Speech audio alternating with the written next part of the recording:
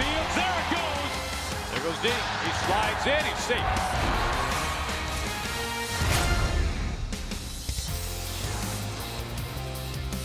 One of the great storylines in the first half of the Mariners is this man, Marco Gonzalez, who has taken the mound today. It is an absolutely gorgeous day from Safeco Field. Salute to Kids Day.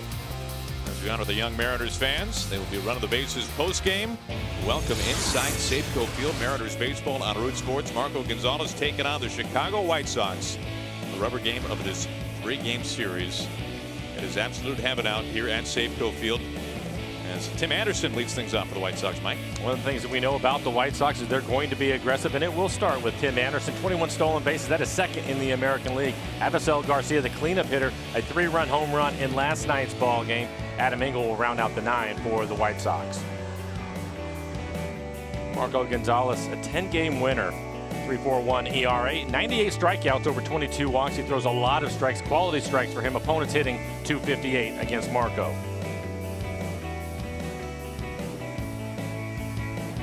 And some changes in the defense. Guillermo Heredia had last night out. He is back in center field. Ryan Healy also out of the lineup. He will be at first base. And welcome back, Mike Zunino, just activated from the disabled list. Mike dealing with that ankle injury that forced him away from the club. A couple of rehab games with Tacoma. Now back and ready to go. Really, it seemed like, Mike, for Zunino, the bigger issue in terms of needing to go on a brief rehab assignment was just to get his timing back. As you can see, the line the last time out for Marco Gonzalez, he spun a gem before the All-Star break against the Angels. Yeah, no concerns about Mike catching behind the plate. That has never been a problem for him, but I think it's one of the things that Scott Service mentioned as far as Mike Zunino goes is his hitting. They wanted him to see some live pitching again, get a few at-bats, and as you mentioned, Aaron, his timing is important.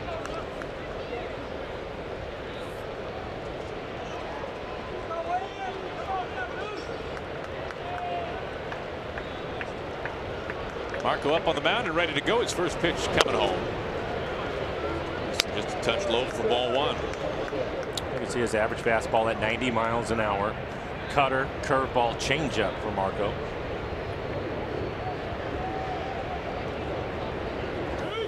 Now, when you look at the first half American League ranks in terms of starting pitchers, Marco Gonzalez top 20 in innings pitched, also in WHIP.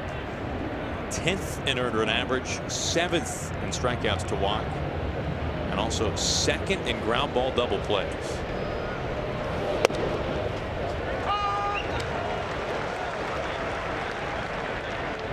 Put together just a tremendous first half for the Mariners, making his 20th start of the season today.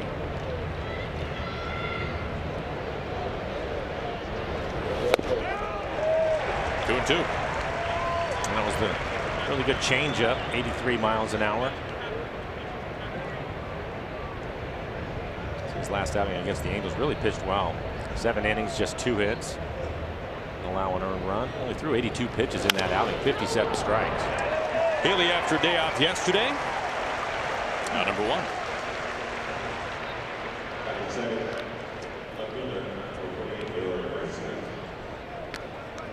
StatCast AI powered by AWS as the Mariners line things up pretty straight away for Larry Garcia, who gets the start in the left field today, Mike. And if I was Rick Renteria, I'd put him in left field again after what we saw him do in the 9th inning last night.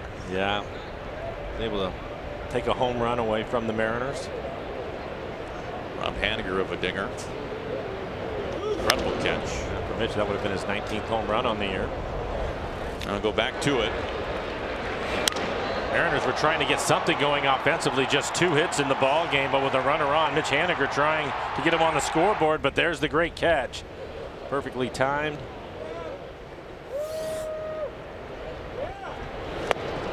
Oh, and 2. And there's the curveball.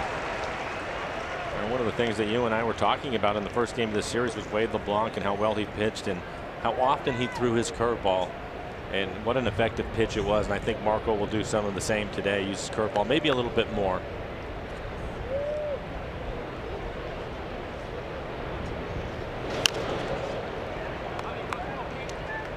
Still 0-2 on Garcia, a hot hitter recently. Right there, back-to-back curveballs. That's a pitch that Marco throws on a very regular basis, nearly a quarter of the time.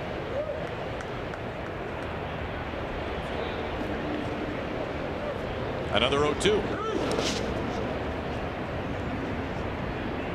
For as much as Gonzalez is known for his changeup, he has told us firsthand that he wants, by the time he faces a guy for the second, especially for the third time, he wants, in that hitter's mind, wants them thinking, what in the world is he going to throw me this time? Swings right through it. Good curveball for Marco Gonzalez, his first strikeout today. Very good curveball again, and threw it 3 times in this at bat. And it's a much improved pitch for him. Primera Supermo as he throws the 12-6 curveball. Bring up a really good point, Aaron, in that for Marco, you go all the way back to April, and Scott Service, Mel Stottlemyre had a conversation with him, talking to him about getting through the lineup a couple of times, using all of his pitches, not trying to save anything in today's game. And he bought into that. And he went through the lineup twice. I think it was only 78 pitches. Scott took him out of the ball game, and since then he's kind of let him go. But when you mention him throwing his curveball basically 25% of the time, you're getting the same thing with his changeup and cutter now. Another breaking ball for a strike, and it makes it difficult for a hitter. And especially since he can throw them all for strikes, you can't eliminate pitches from him, which is also going to speed up his fastball, which is around 90. That's pretty unique. He's ahead 0-2 to Abreu. You'll see the 4-seamer at the top of the zone from time to time, and he'll also use a 2-seamer down and away from the righties to go along with the cutter.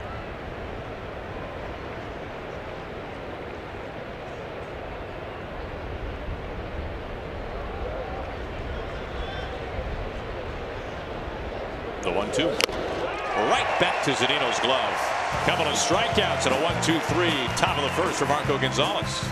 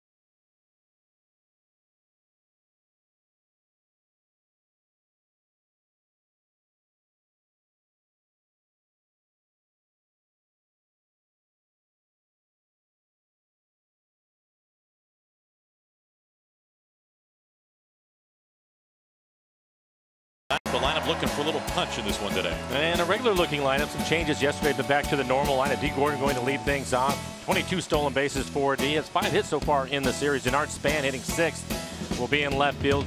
Ben Gamble getting the afternoon off. And again, Mike Zunino activated from the disabled list. He will hit 8th. Ronaldo Lopez, hard throwing right-hander. 4-7 record, a 3.91 ERA. 82 strikeouts over 47 walks. He can get wild at times. Opponent's hitting 244, but he's given up 13 home runs this year. And the defense, Adam Engel will be in center field. Sanchez and Abreu on the corners. Kevin Smith getting his first start of the series. He will do the catching. On the first pitch out to left field. Garcia backpedaling to make the catch for round number 1.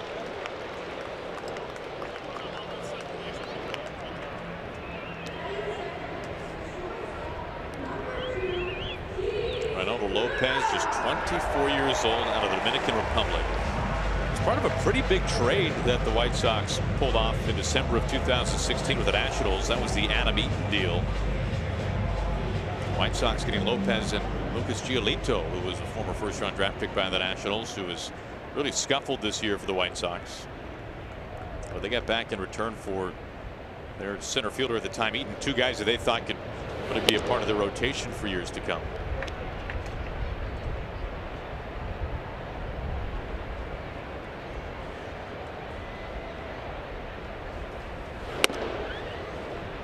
This Mariners lineup, of course, looking to get things cooking a little bit. Shutout last night, batting just 2 1/4 over the last 8 games, but the Mariners are 2-6. They've had a hard time this month overall pushing runs across. Mariners 29th in the majors in July in slugging. Only the Giants slugging at a lower clip. Only 9 home runs this month for the Mariners. In the midst of their longest homer drought, they've got 6 games without hitting one over the fence. And they've also struggled hitting with runners in scoring position. Something that they really did well for the first 3 months of the season, but it's been a struggle in July.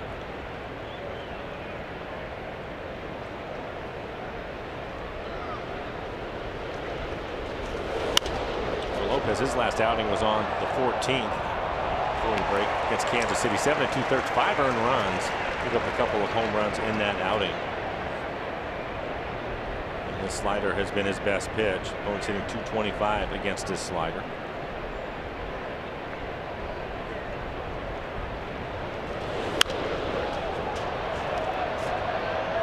Abreu out of the warning track and into the crowd.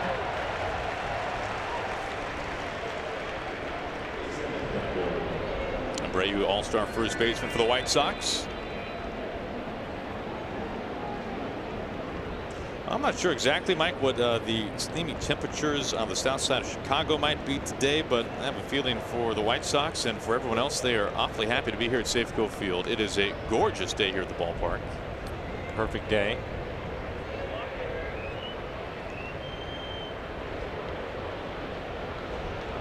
Another 2-2. 96 right there on the fringe. Really, Gene take advantage of that. Chance to see another pitch. 3-2 count. 72 degrees at game time. Probably be 82 by the time the game is over. Anderson from shadow left on a bounce. Not going to get there in time. That should be an infield hit.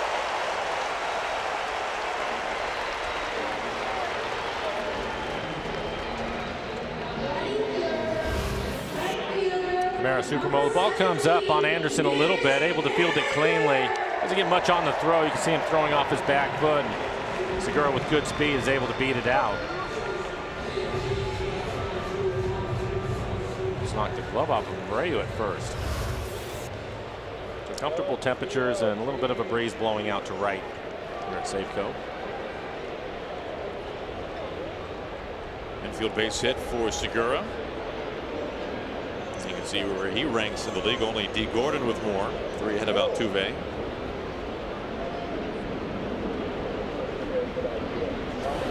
And a girl going with the high socks today. Switch to ball 1.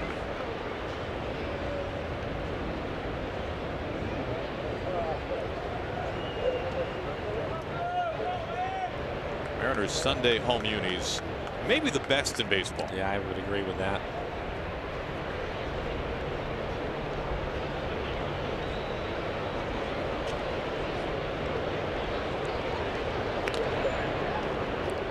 Segura close at first.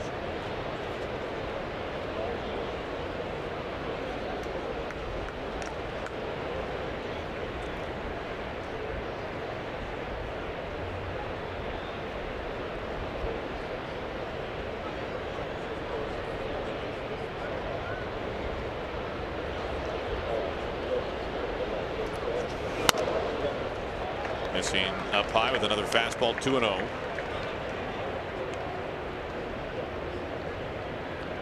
Mariners are seeing plenty of velocity back-to-back nights. Day off for the Mariners tomorrow. Then the Giants come to town for a 2-game interleague series to wrap up the homestand.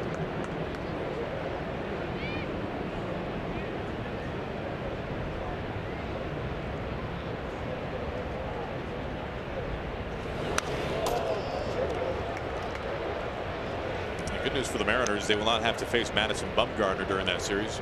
Mad Bum pitched last night. The A's, unfortunately, bad news for the Mariners with a walk-off win in extra innings. Jonathan Lucroy with the base hit. As the Bay Bridge series continued. How about this, Mike? The largest crowd in the history of the Coliseum, 56,000 plus on hand for that one last night. I think there was some sort of promotion involved in that, and certainly against the Giants. That helps. That helps. Gene taken off, pitch inside, Smith's throw, and Segura is in safe. Number 15 on the season for Gene Segura. It's an off-speed pitch, Primero Supermo. Decent jump for Gene. Kevin Smith, the catcher, getting his first start in the series, tries to throw it down to second base from his knees. Didn't get a lot on the throw, and Gene clearly safe.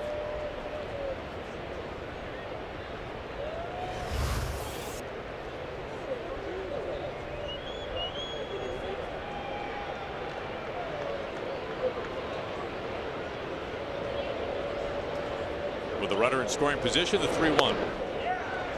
A walk for Haniger. We saw Mitch reach base twice last night on ball 4. In fact, he's been on base twice each of the first 2 games of this series. You mentioned it with Lopez. He can get wild at times. 47 walks coming into the game. So far, 14 pitches, 7 strikes. See Oakland out in front of the Giants early, just in the second inning. Now the A's entering today just 3 games behind the Mariners. Oakland winners of 22 of their last 30.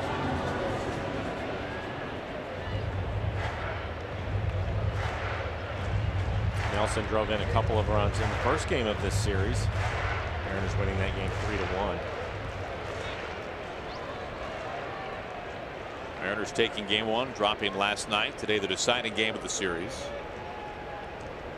1 out, 2 on for Cruz.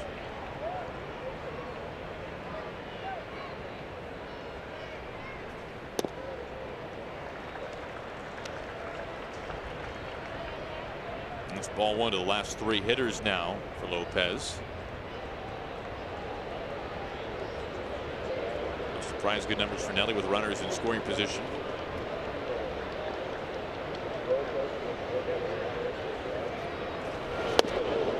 Evens it up. Pretty good slider.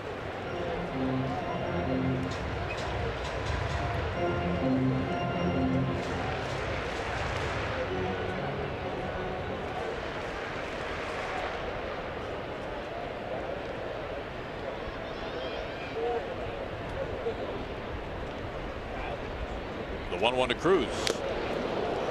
Now back to Smith.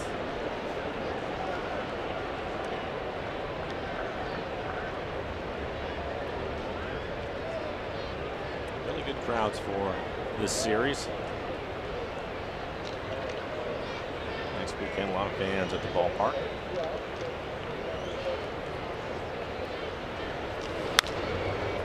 Still a ball and 2 strikes to Nelly.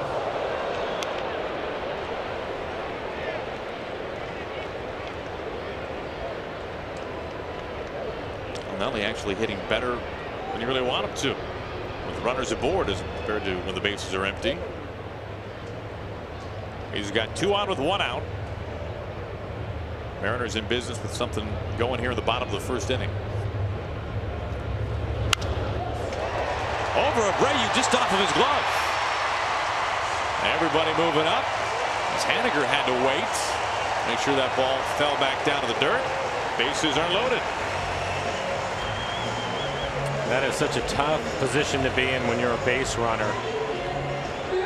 Nelson hits this towards the end of the bat. Thought it was going to be over Abreu's head, so everybody has to hold up.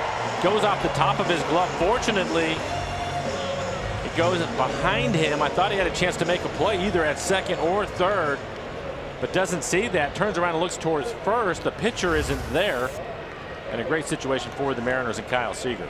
Well, think about how this inning could have gone differently for Lopez. Infield base hit. Anderson. Yep.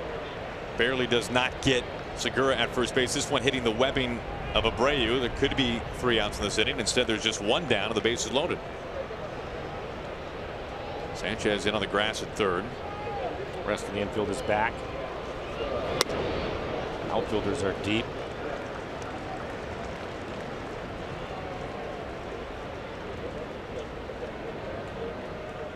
Trying to mangle the center fielder, shading towards right, expecting him to pull the ball. Big numbers with the bases loaded for Kyle. 344 average, 4 grand slams. As the only Mariners grand slam this season. A good swing at that fastball in the middle of the plate.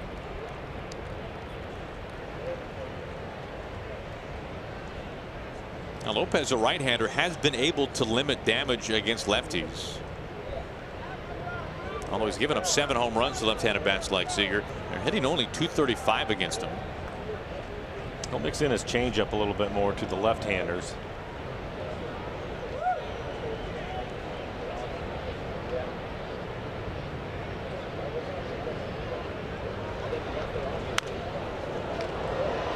One and two now on Kyle. Everything up in the zone to him. Good fastball, 94, 95 miles an hour.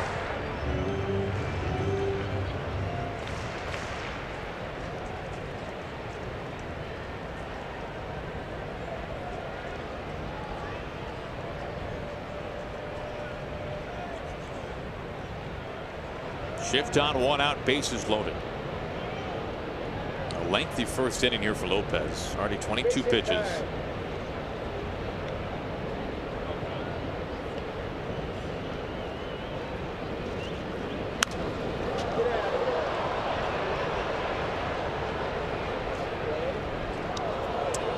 He's had some pitches to hit, a couple of fastballs in the middle of the plate. That was a breaking ball, but EQC tracer you can see in the middle of the plate also.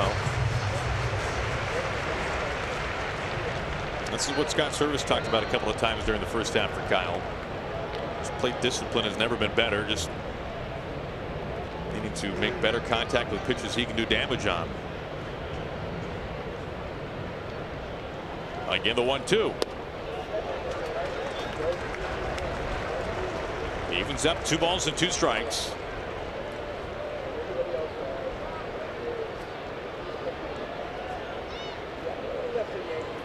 Now for a team that has recently really had to grind out runs, they have not come easily. The Mariners a prime chance here in the bottom of the first. Now the 2-2 and a full count.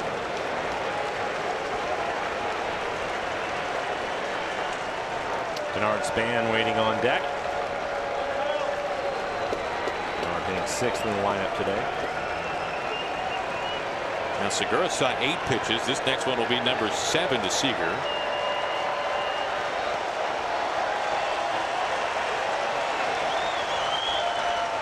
The 3-2 and a walks in a run.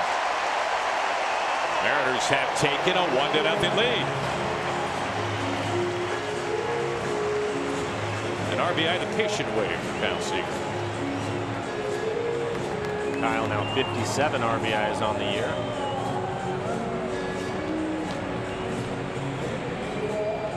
An early visit from pitching coach Don Cooper.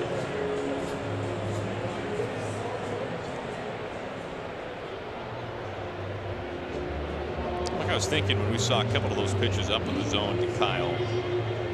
For hitters rather, who are consistently pitched up in the zone, for your sense of it, are opposing pitchers targeting high fastballs? Is it more because of bat speed, swing plane? Is there something else, a combination of those two? I think that there can be a combination of those things, but I think right here in this first inning with Lopez, at that point with the bases loaded and Kyle hitting, I think he was just trying to throw strikes. He has struggled with his command. I'm not sure that he necessarily was trying to elevate the fastball. Typically you'll see the catcher raise his glove. I didn't see that from Kevin Smith, so I think he was just trying to find a way to get the ball in the zone. Even the breaking ball was up to Kyle, and Kyle fouled it back. So he's just struggling right now. 26 pitches in, has recorded just 1 out. The bases are still packed for Span.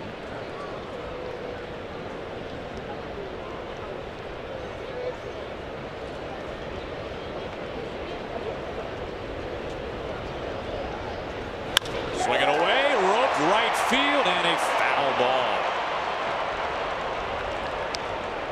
That's the veteran hitter. He knew he was going to get a first pitch fastball, 94 miles an hour, Primera Supermo, and it's a little bit too quick on it out in front.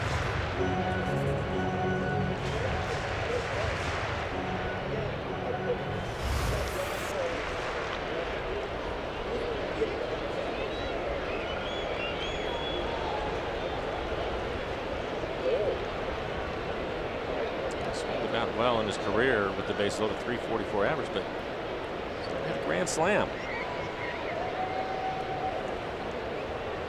Maybe it's time. Denard with 8 home runs this year.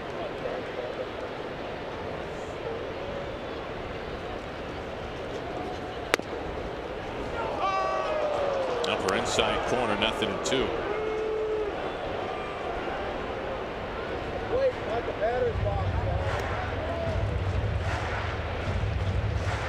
Ryan Healy on deck.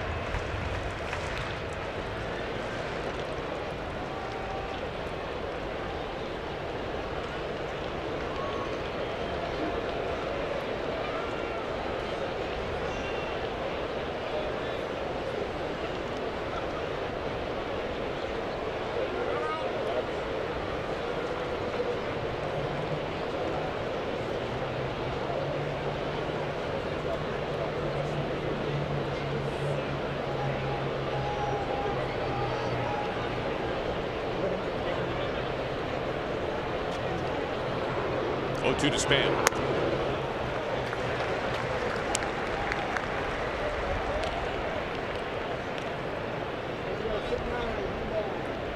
Next pitch will be 30 here in the first.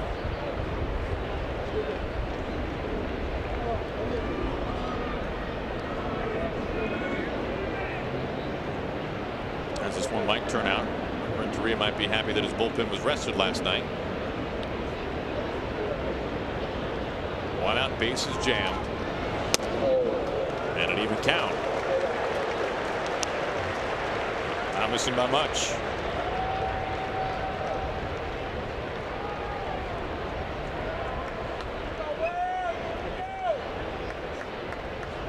Haniger at third, Cruz the runner at second, Seager the bases loaded walk at first.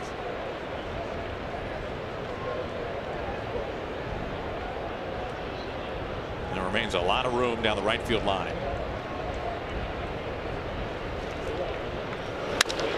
The opposite way. Garcia coming in to make the catch. Here comes Haniger. The throw is cut off. A sacrifice fly by Denard Span. The Mariners grab their second run. It'll lead 2-0.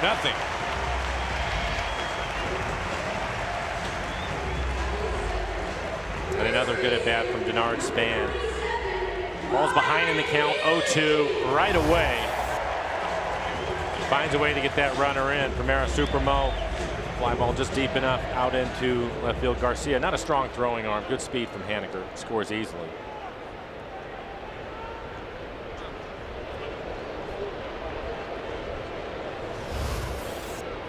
Another runner staying put. Cruz still at second. Seager at first. Here is Healy. Good to see 2 early runs for the Mariners. As pitch count continues to climb for Lopez.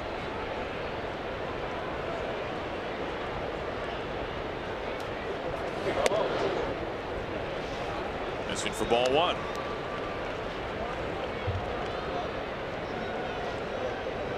Healy with 18 home runs in the first half.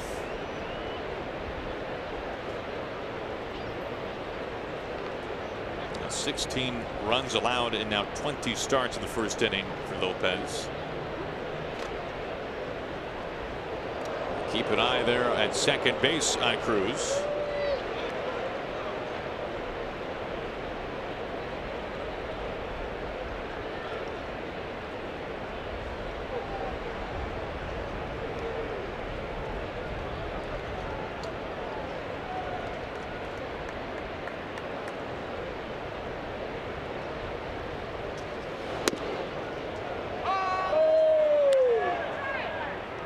Top shelf, 1-1.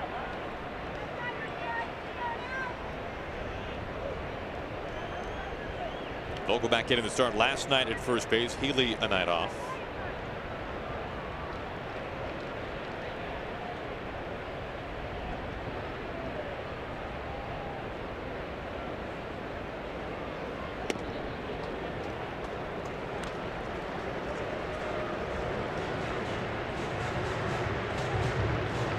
Garcia and Engel, the left fielder and center fielder, are really playing deep, just in front of the warning track. So Nelson should be able to score on a base hit. So Garcia, the right fielder, playing normal depth, maybe even in a step or two. Blasted, left center, crushed to the wall, gone! Home run number 19 for Ryan Healy has blown it open in the first inning. A welcome sight of Scott Service and the Mariners.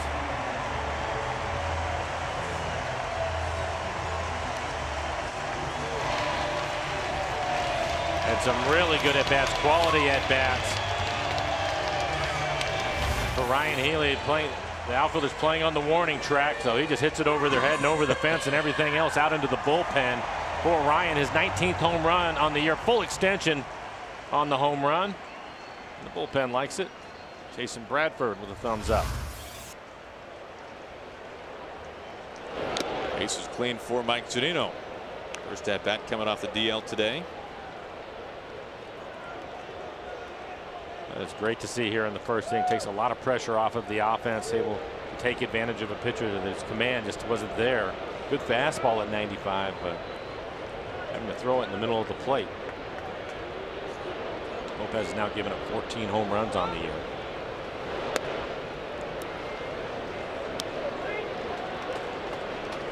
He's approaching 40 pitches and nobody getting loose in the pen for the White Sox. Now, for every pitcher, it's got to be different, but there is that danger zone, isn't there, Mike? Especially for a young man. Yeah, just 24 years old. A power pitcher at that. And his first start after the All-Star break.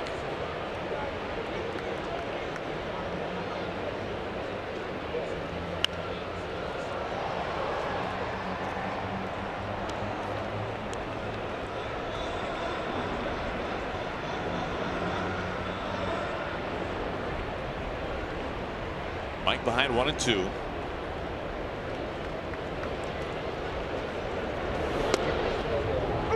Called third strike.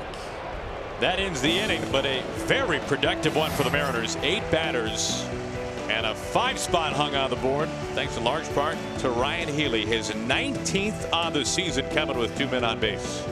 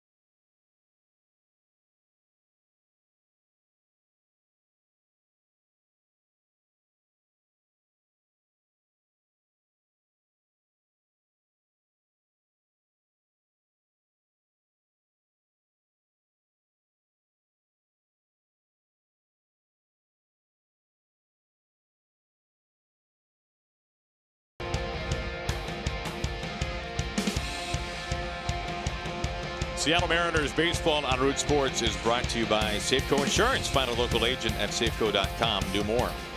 By Geico, 15 minutes could save you 15% or more on car insurance. And by Steel. To find your local Steel dealer, visit steeldealers.com. That might be the second best spot to spend this day. A gorgeous day in Seattle. Good view from up on the Needle as Ryan Healy has driven in 3 with 1 swing. Big part of that Mariners first inning. 5-0. The Mariners have handed a healthy lead to Marco Gonzalez. Marco Gonzalez, a 1-2-3 first inning with a couple of strikeouts. Pretty good curveball and changeup in the first. Talked about him throwing a lot of strikes and using all of his pitches in the first inning. 14 pitches, 10 strikes. Avisail Garcia leading things off home run last night for the White Sox. Pulled to Seager, who charges. Quick release for round number 1.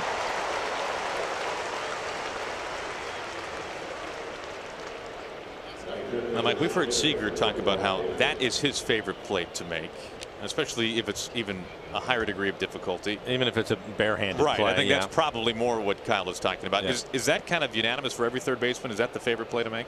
I think it's either that one or the backhanded play if they have a strong throwing arm. Especially when you can range over towards the coaching box a little bit? A little bit, and then, take your time and throw one about 100 across the diamond. Kyle typically gets rid of the ball quickly.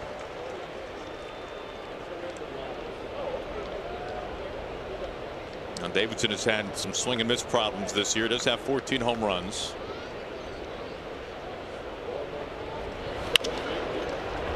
Skipping right past Segura.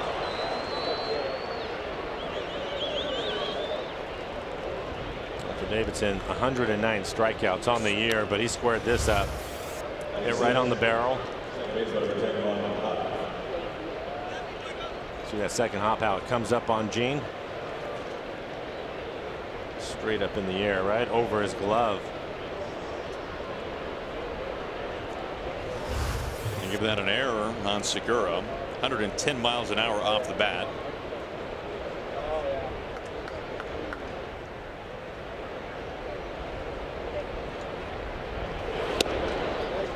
First pitch strike to Yoan Moncada.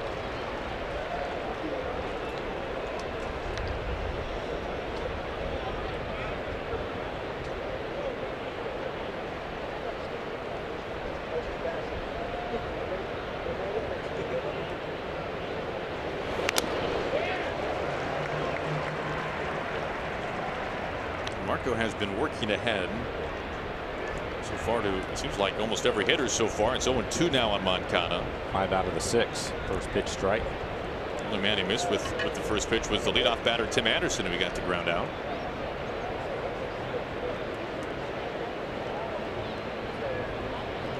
One out, one on for the 0-2. Back to Seager. Quick whip down to Gordon on to first. The stretch in time, and they got him. The 17th time this year the Mariners have turned 2 behind Marco Gonzalez.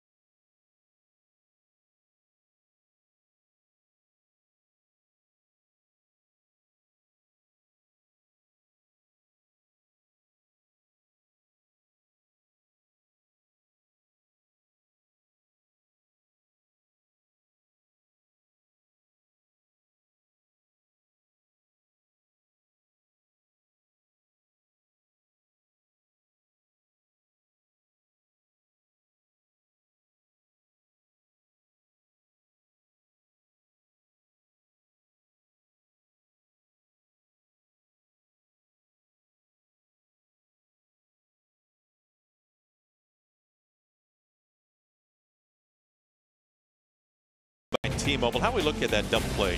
Well, this is being aware of the speed of the hitter. Moncada can really get down the line. Kyle gets rid of it quickly, and so does D with something on it. And they turn the double play, able to get Moncada by a half a step because of the awareness of Kyle Seager quickly to D, and the same on the relay. It's a really good double play by the Mariners. Already a first pitch swinging out to Anderson. Now number 1. Oh, I mentioned that was the 17th double play behind Marco Gonzalez this year. The only man in the American League with more is Mike Leake. Leake has 20 turned behind him. That leads the majors.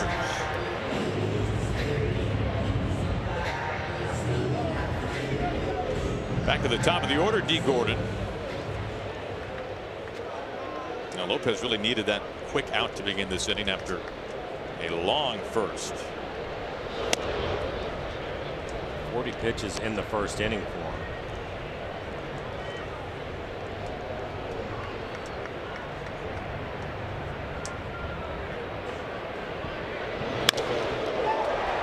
Towards right center. Garcia chugging after it. Not going to get there. D turns on the Jets. Here he goes. Past second. Tearing into third. Keeping the helmet on. No need to slide, but it looks cooler. He's in there with a triple. I think everything that he does is cooler, including running the bases.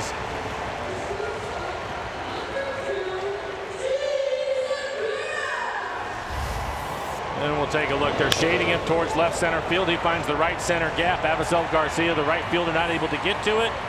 And once it reaches the wall, it's an easy triple for D. Gordon. And a quick thumbs up.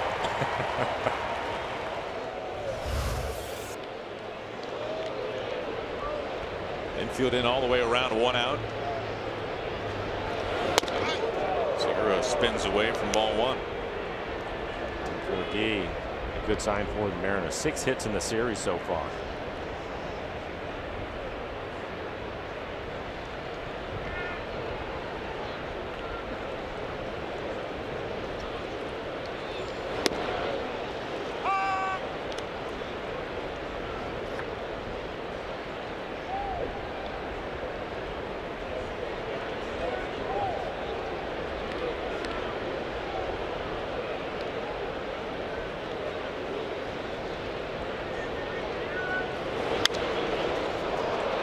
Soft pop up. Garcia by the line. Makes a catch. D bluffing. Gets away. And right back to Lopez. And the young rookie, well, young man rather. Backing up wisely.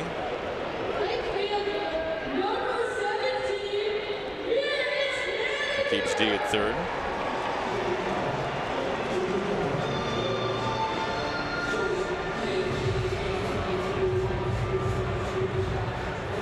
Now, Mike, in any of your 8 career triples, did you ever have to hold on to your helmet like D did because you were running so fast? I just let the wind take it right off my head, Aaron. Somebody else can go pick that up for you. Yeah. Speaking of cool, I thought it looked better on TV. Just let it go. To lose the helmet. Yeah, just let it go. And hopefully a photographer was there for your baseball card that year at the time as well. Ball went to Haniger, who walked and scored in the first. A 5-run first inning.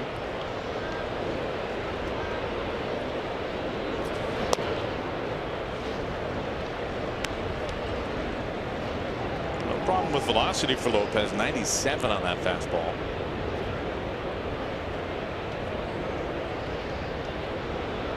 Two outs. Mariners trying not to waste a triple from D. Gordon.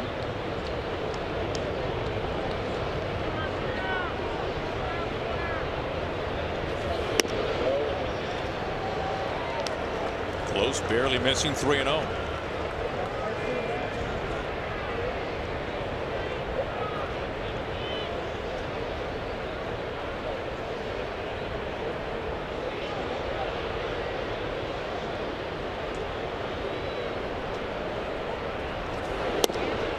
Haniger draws another walk. His second today. Well, Mariners fans, Monday, July 30th, when the Mariners host the Astros, is your next chance to take advantage of Mariners value game savings presented by BECU. Fans can score select bleacher or view seats for $15 or main and club seats for only $30. Head to mariners.com/value. Find your tickets.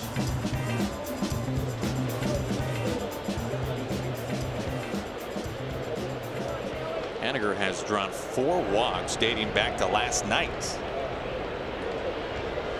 2 on, 2 out for Nelson Cruz.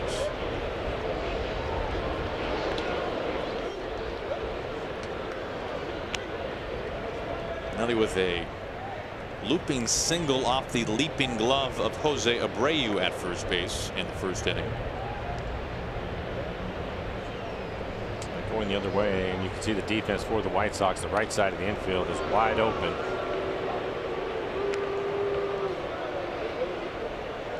I don't know how many 40 home run hitters in the game, Mike. It's a short list. Could actually take advantage of that. He's one of the few. That's why he can hit for an average too. Drive in 100 runs, not just because he's hitting it out of the ballpark, but it doesn't hurt. Out to center and deep right center field. Garcia on the track. Round number 3. The Mariners strand runners on the corners. 2 innings in the books. Mariners have the lead.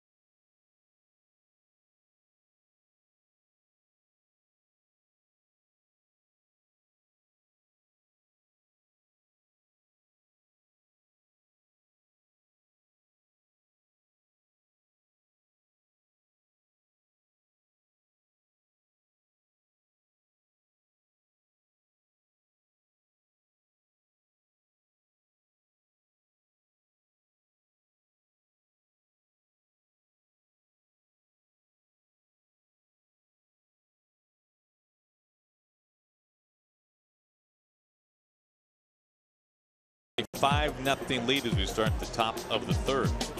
We'll head to Safeco Field on August 2nd through the 5th. The Mariners host our neighbors to the north, the Toronto Blue Jays, for a 4-game set.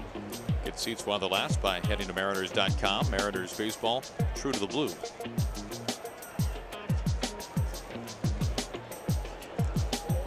James Paxton will get lined up to pitch in that series against the Blue Jays. Bottom 3rd of the order due up here for the White Sox. Kevin Smith, the catcher. So far, Marco facing the minimum.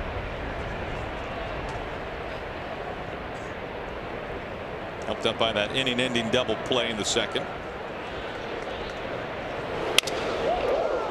To D. Just 2 pitches to get Smith for out number 1. That's been strikeouts or groundouts so far. Good sign for Marco. Really been pitching well going into the break, and it continues here this afternoon.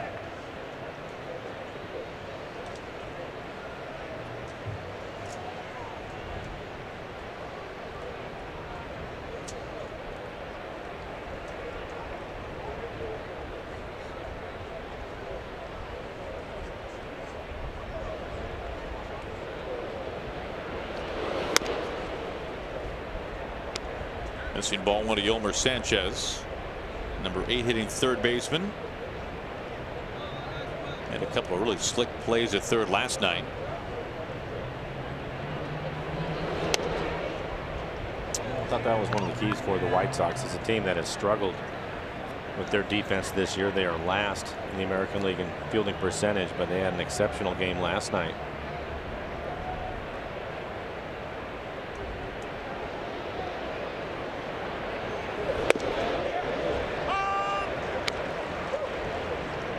Gets back to the fastball to get a strike across. 2-1.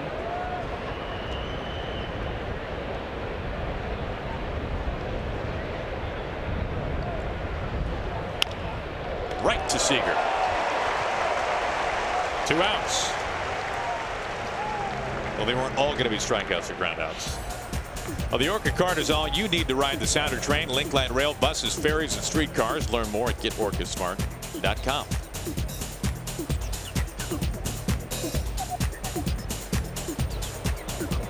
Number 9 hitter Adam Engel. He covered a lot of ground in center field, struggling at the plate this year, batting .215.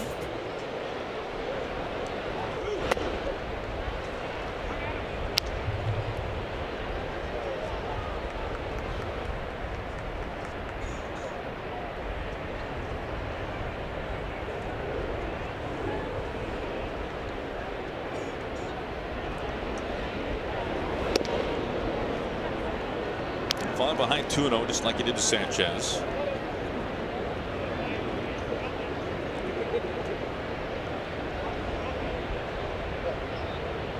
Marco trying to face the minimum through 3.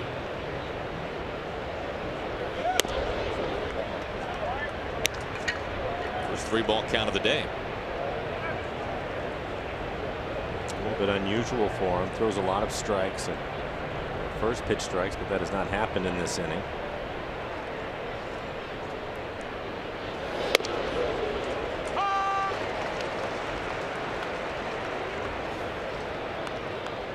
On the season for Marco now, 100 strikeouts to just 22 walks.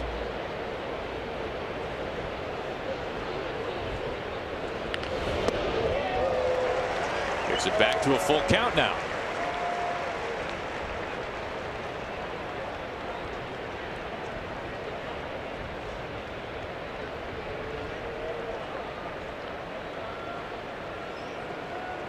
The payoff from Gonzalez. Foul ball to Seager.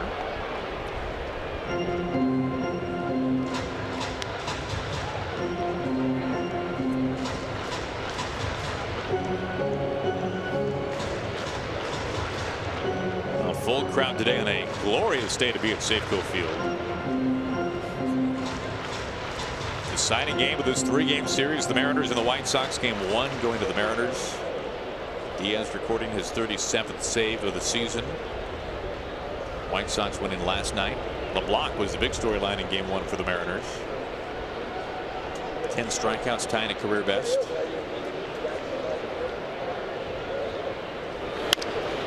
Softly in play to D. Gordon. Mariners second baseman handles it easily. Marco Gonzalez has faced the minimum through 3.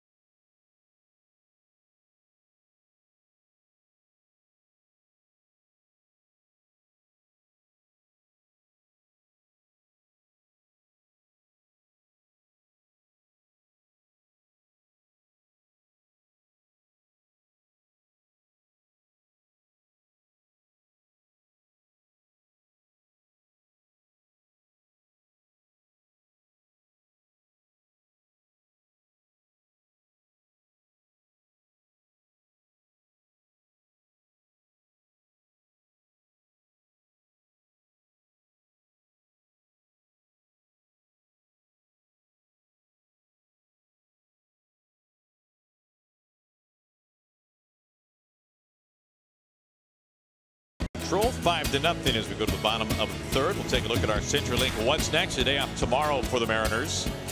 And then back at it, a 2-game series from Safeco Field against the Giants. It will be good to see James Paxton back up on the mound. Taking on Andrew Suarez. Mike Leake going day baseball. Mariners matinee. 1:10 our first pitch time on a Wednesday. TBA right now for the Giants.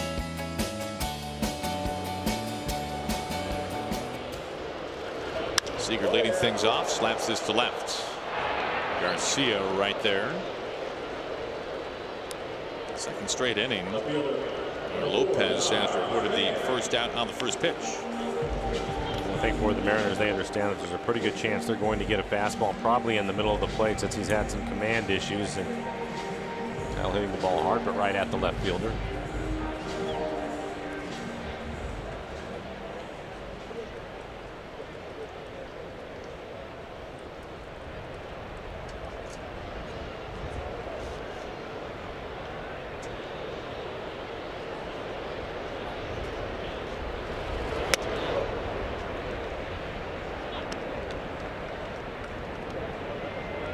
Nothing to span.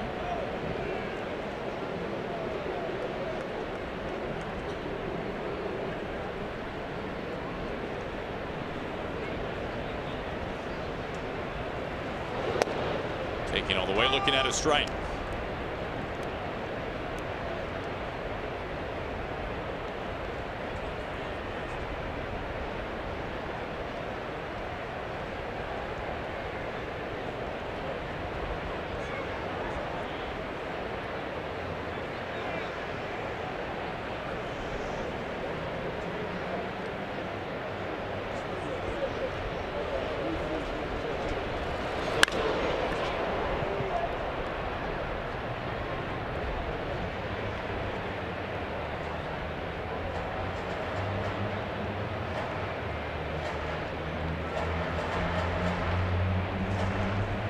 Good first at bat. Bases loaded, fell behind 0-2, and then picking up a sacrifice fly and a ball out to left field.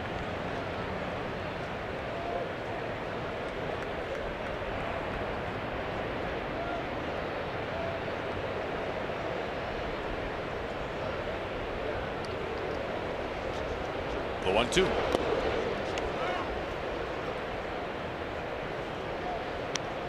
Count stays put.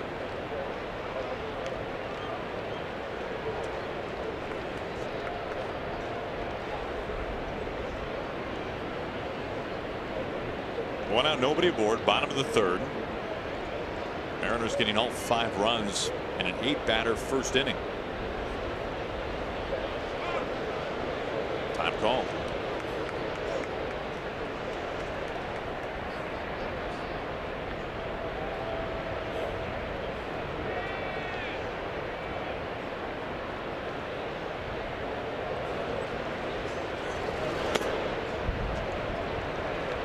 Levels out to Span.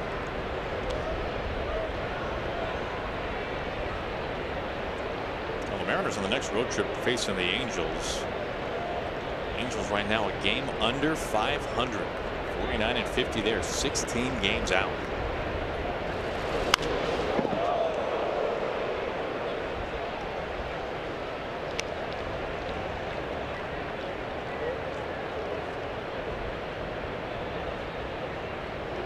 Tough news for the Angels that the Mariners saw firsthand. Garrett Richards, Tommy John, done for the year.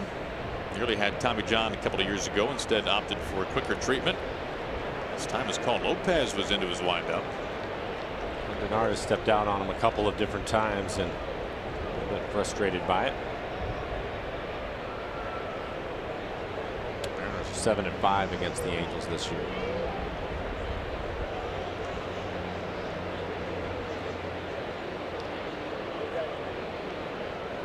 The 2-2.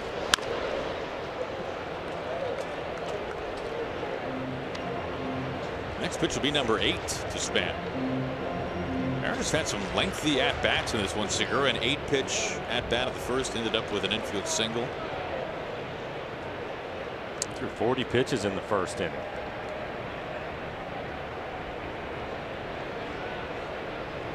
Another 2-2. Bring up pitch number 9.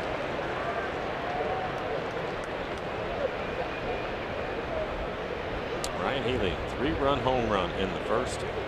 His 19th home run of the year.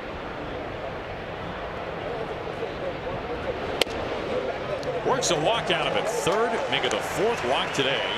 Dished out by Lopez. Span worked for that one.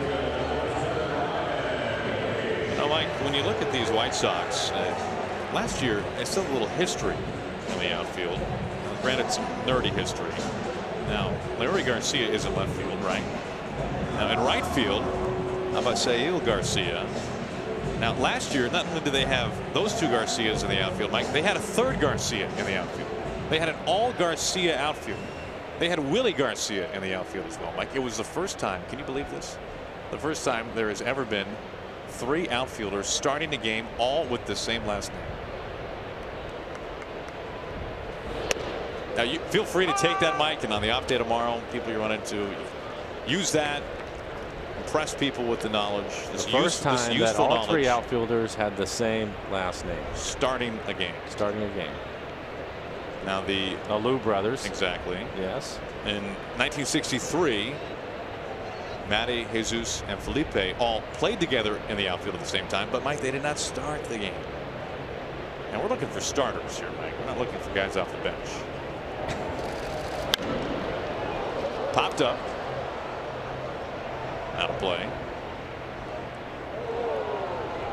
Now, typically, now are the Garcias, are they brothers like the Alous? No, there's no relation. I think that's pretty impressive for the Alou brothers. Well, especially if you're mom and dad. Yeah, exactly. You got to come out with some training videos that you're on the book or something. Become a motivational speaker. Aaron, terrific research.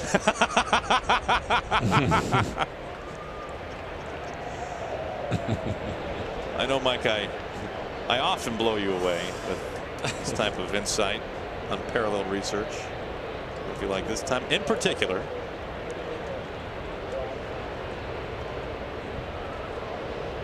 One out, one on. Pardon me.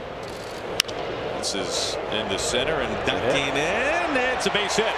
Well, Span making an aggressive turn. He's able to get into third base easily. Had eyes on it the whole way. And a good sign to see Ryan Healy pick up a couple of hits, including a home run. Let's get the first baseman hot again. Wouldn't jam him this time. Outfielders all playing deep. Good read by Span at first base. A pretty good idea. It's going to drop, but he is sure that it's going to. Doesn't hesitate. Moves on to third.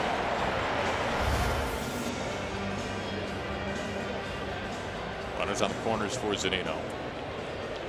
Now, Aaron, what caused you to research that? I just remembered it. Oh, you did? So you remembered it? I remembered it happening. Oh, Mike, you know, us in the nerd sphere, it was a big day when that happened. Here's Zunino.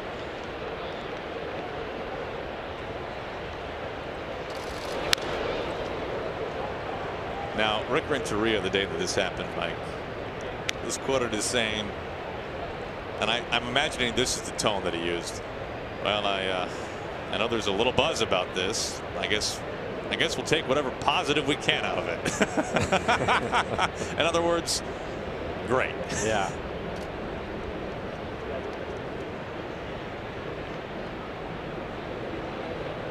Somebody obviously pointed out the history that was being made. Right. He was very impressed Rick, by it's the first time ever. This has never happened, Rick. This is a game that's been played since the Civil War. Well, we'll take whatever positive we can from this. Will it help us win a ball game? That's all that matters. Speaking of positive, let's see if Mike Zunino can drive in a run with a runner at third and just the one out.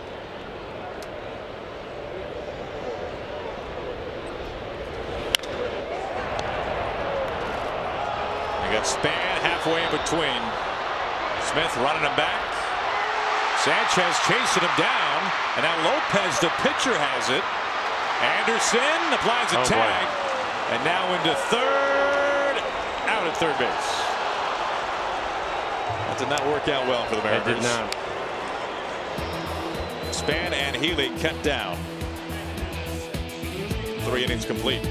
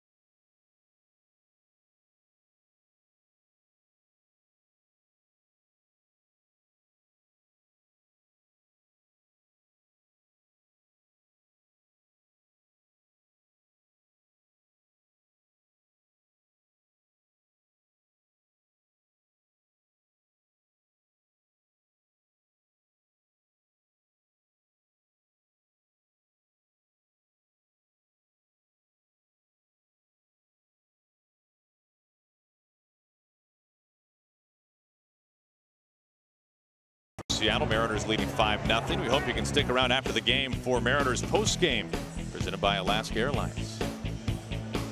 Well, it is Alumni Day here at the ballpark, and we are happy to have former Mariners first-round draft pick Mike Moore with us in the booth. Mike, welcome. Good to have you in town. Thank you. Good to be here. Mike, it's good to see you again. Thanks. Good Yeah, to be you bet. here. Yeah. So we saw a shot up on Mariners Vision of a bunch of you guys. Who all is here in the ballpark today? Oh, Julio's up there. Roy Thomas, Brian Allard, a lot of guys. Carl Best, a lot of guys from my era up there that I haven't seen in years. I was going to say, anybody that you haven't seen since you were playing? Well, this is the first time I've been back. so there's a lot of guys. I've ran into some guys over the years, but this is actually my first time in this new ballpark. Is it really? Wow. Yeah. What do you think? Beautiful ballpark. This will make you want to come to work. Tim Anderson leading things off. And it's been a busy weekend for you. We were just talking to us, and you were also in Oakland before you ended up here in Seattle. Yeah, I was in Oakland. They're having a 50-year anniversary of being the A's being in Oakland, and I was down there for a couple of days, and just came on up to just basically be a tourist for a few days, look around. Yeah, perfect weather for you. Oh, it's beautiful. Absolutely beautiful. This is why people move to Seattle, days like this. Now, Aaron had mentioned that your former first-round pick with the Mariners. I have a question for you, see if you can remember this, and baseball players are pretty good about it, but I'm going to really test you on this one. 1986. You are a starting pitcher for the Seattle Mariners, and you guys are having your final tune-up, I believe it was, for spring training, which happened to be in the Kingdom, and you faced the University of Washington. Okay. Yep. Well, I'm going to tell you, I was the shortstop on that team, and that day, and you absolutely abused me on 3 pitches and put me away with a breaking ball. Now, fortunately, it didn't ruin me, but it definitely left a mark. That's because I was scared of the aluminum bats. There you go. We had them too. That was scary. We had the aluminum bats. Yeah, that was a scary deal. Yeah, that was a lot of fun, though. No, I never thought about that. So in that exhibition game, the Huskies used aluminum, and the Mariners obviously used wood bats. Use the wood bats. Yeah. Yeah, those days were scary because we used to play ASU in spring training too, and when Barry Bonds and Odeby McDowell were there, those guys with aluminum bats in their hands were pretty scary. Now, how did the aluminum bat sound echoing throughout the Kingdom? Well, he didn't have to worry about it. Nobody touched him. Well, what's been keeping you busy since your days retiring from baseball? What a play by D. Gordon. Very nice. I've been busy. I own a cattle ranch in Arizona. I have for about the last 23 years, and that's kept me busy. I actually moved back to Oklahoma about 5 years ago. I own our family farms there that I grew up on, and so I'm just kind of, trying to take it easy, just get away from the cities and slow down life. Well, that being said, it's pretty cool to have you and a bunch of the guys here at the ballpark. It is. I mean, it is. Like literally, some of these guys I haven't seen since the 80s. Right. And so it's been good to catch up with a lot of guys. Like how many head of cattle are we talking here? Oh, I've got 400 mama cows. So it's a beef ranch. So we raise the calves to sell for beef. And so well, that will keep you busy. We do roundup twice a year, and I'm fortunate. I have a good ranch manager. Like I said, I live in Oklahoma, but I spend about 5 months out of the year there. Do you watch much baseball anymore? You're busy with a lot of other things. Not very much. A few innings here and there. I catch up. It'll catch my interest at nighttime, usually before I fall asleep in front of the TV.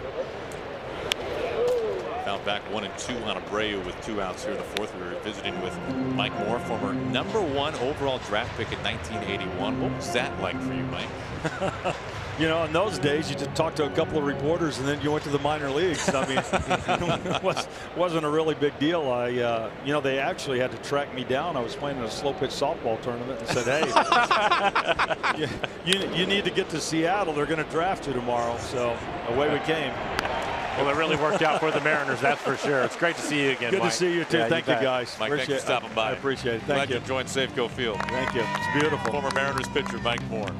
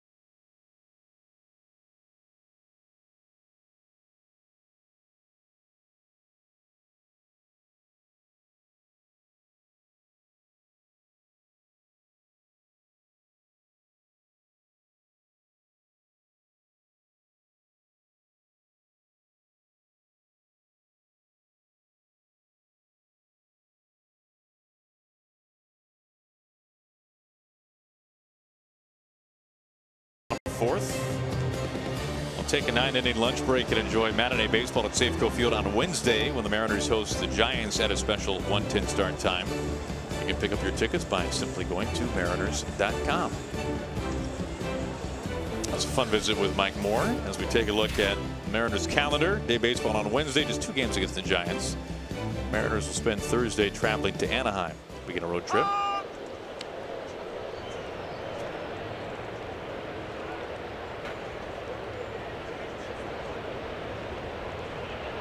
Already leading things off in the home fourth. Now, Mike, for whatever reason, I did not know. I don't think I knew that Blower Power was a shortstop with the Huskies. Yes. Now, did you become a third baseman like right away when you got into pro ball, or was it a gradual transition? What do you consider right away? Mike, you've been drafted and you're a third baseman.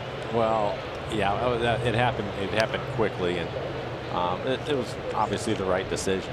I didn't think so at the time, but then once I saw what a major league shortstop is supposed to look like, I did not fit the bill. So it worked out for me. It seems like a shortstop, more than any position, is one where guys who man that position, they don't want to move. They don't, and I didn't want to make the move either, but it was a situation where I signed with the Expos, and I was in the minor leagues with them, and they basically said, here are the shortstops that are in front of you at these different levels. We think they're all major league shortstops. And we basically have one guy at the major league level and nobody at third. And I'm like, I'm happy to move over there. Sure thing. Yeah, so it worked out. Ready out to his counterpart. And you know what? I mean, when these guys sign, and you heard Mike talk about it too, you sign and you send you off to the minor leagues, which a lot of guys have no idea what that is going to be, how long it's going to take, what to expect from it. But I think for position players, it's not unusual to see them move around and play different positions along the way.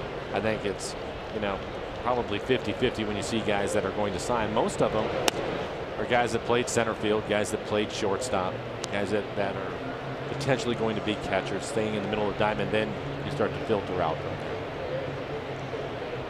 One out, nobody on for D. Gordon. This is looped out to Leori Garcia. 2 outs. I thought I was going to be able to take a lot of credit for the career that Mike Moore had. I got him off to a pretty good start in '86, but he didn't seem very impressed by it. You remember that game more than he does, it sounds Yes. like. Again, home field advantage on Silver Bullet Saturdays. Download the Coors Light Rewards app and start earning points towards rewards like Mariners tickets and Coors Light here while supplies last. Coors Light, the world's most refreshing beer. I mean, safe to say, Mike, when you faced Mike Moore, that was far and away the best pitcher you had ever faced in your entire existence. Not even close. It wasn't even close.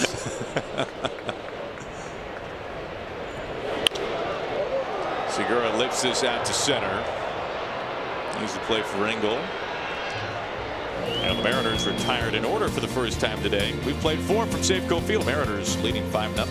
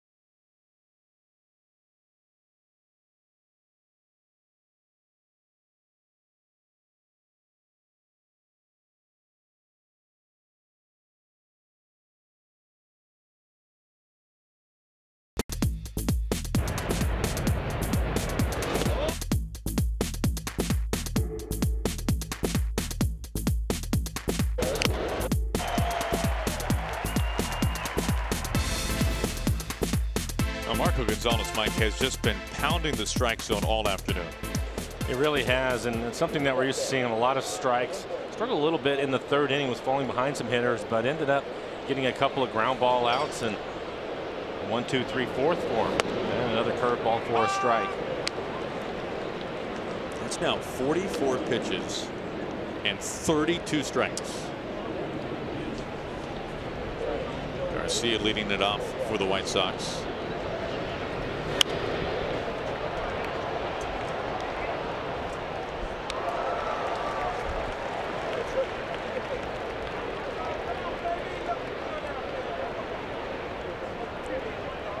Marco has faced the minimum through 4.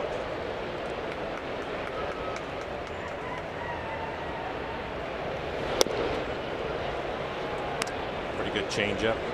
Larry, you're talking about throwing strikes. This is something we were talking about at the beginning of the game in the open. All of his pitches, you can see how much he uses all of them, really spreading things around, making it difficult for hitters to sit on a pitch. But the strike percentage is there, well over 60% on any pitch that he's going to throw. Strikes out Garcia to begin the 5th inning, his first punch out since the 1st. And I think when you start to look at those percentages on all 4 pitches, you see him chasing out of the zone. It's so difficult for the hitter, and it's pretty unique as a pitcher to be able to have that type of command on everything. There is not a name that is immediately coming to mind of another pitcher that we have seen this year who has 4 pitches that they throw at a minimum of 20%. Now, obviously, a starting pitcher with a 4-pitch mix is very common, but normally one of those pitches they're throwing 10% of the time, 8% of the time. Which was the reason why I was so impressed with what Wade LeBlanc was doing in the first game of this series, which is his curveball. Typically he's in that 7 to 8%. But threw 17 curveballs, and the majority of them for a strike, especially early in counts to get ahead of hitters. That I think is a difficult thing to do, but he made it look pretty easy.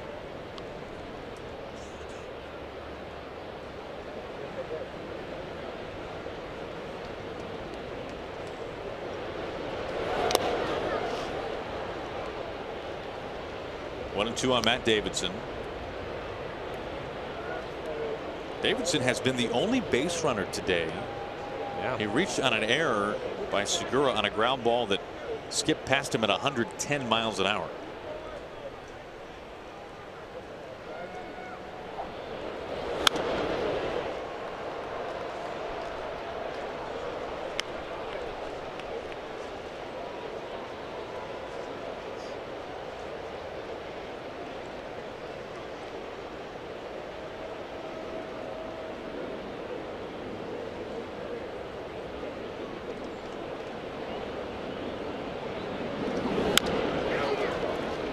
Weak dribbler up the line and going foul.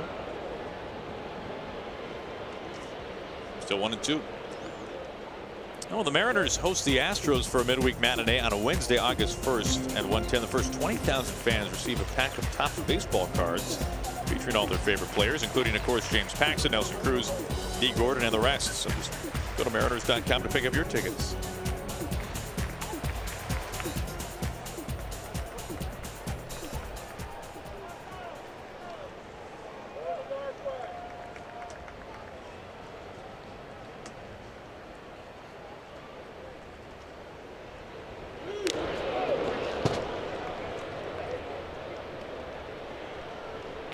Next pitch will be number 7 to Davidson. One of the other things to remember too is Marco, Tommy John surgery. Last year he was basically a fastball, changeup, occasional curveball. This year he's mixed in a cutter. Now he has a 2-seam fastball, and he's thrown his curve even more. And as the season has moved on, I think it's made his changeup and his curveball both better pitches for him because he's using them so much. His velocity last year on his fastball, his 4-seamer was 93, 94. This year it sits right around 90, 91, so he's taking a little bit off the fastball for better command with the 2-seamer also.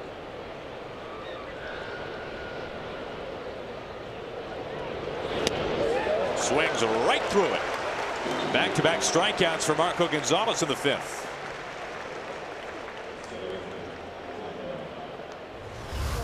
Well, it goes back to the changeup. 84 miles an hour off the outside corner, but gets him to chase it.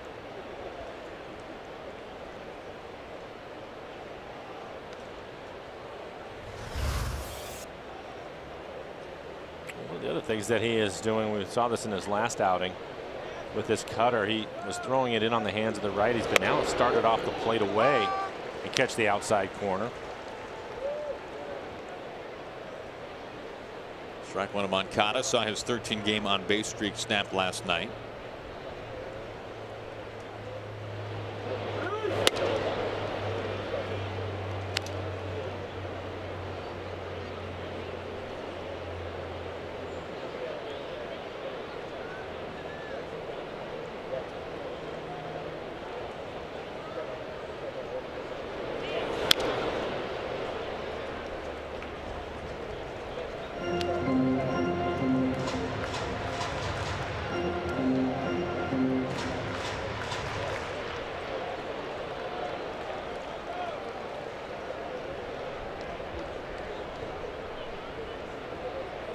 Two outs, nobody aboard, top of the fifth.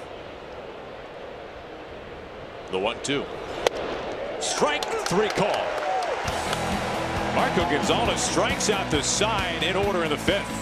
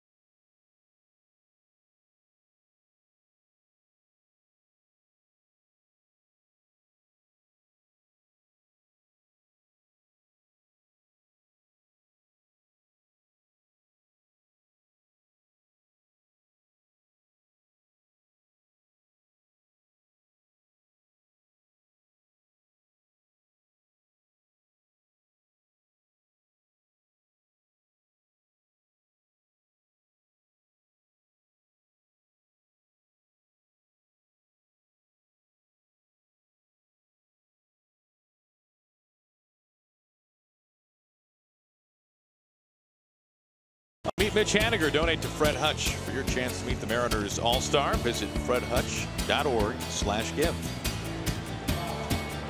Haniger leads things off in the home fifth, followed by Cruz and Seager. Mitch with a couple of walks so far this afternoon.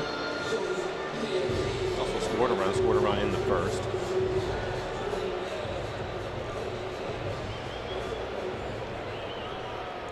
He's been on base 6 times in this series. Today, the third and final game, the rubber game.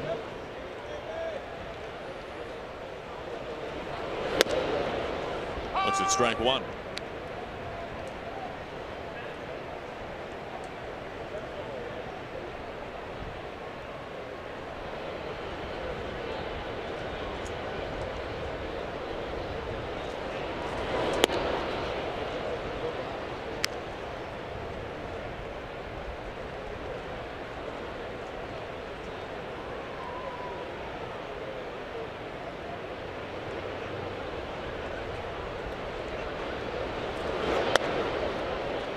As the Mariners are leading here in the fifth, the A's are leading in the sixth from the Coliseum over the Giants. They lead 3-1. Oakland 3 games in back of the Mariners in the standings. And the team in front of the Mariners, the Astros, trailing through 4. Spray chart for Mitch Haniger.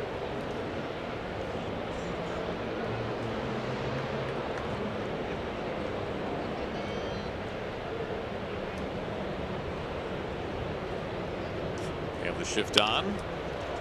Cued to Anderson. Shortstop gets rid of it quickly to first base for out number 1. Well, the MLB.TV All-Star Sale is here for $39.99. Watch every out-of-market regular season game live or on demand. Your subscription includes MLB At-Bat Premium, allowing you to watch live baseball on your favorite support devices. Blackout and other restrictions apply. Visit MLB.TV to take advantage of the sale. 1 up, 1 down for Nelson Cruz.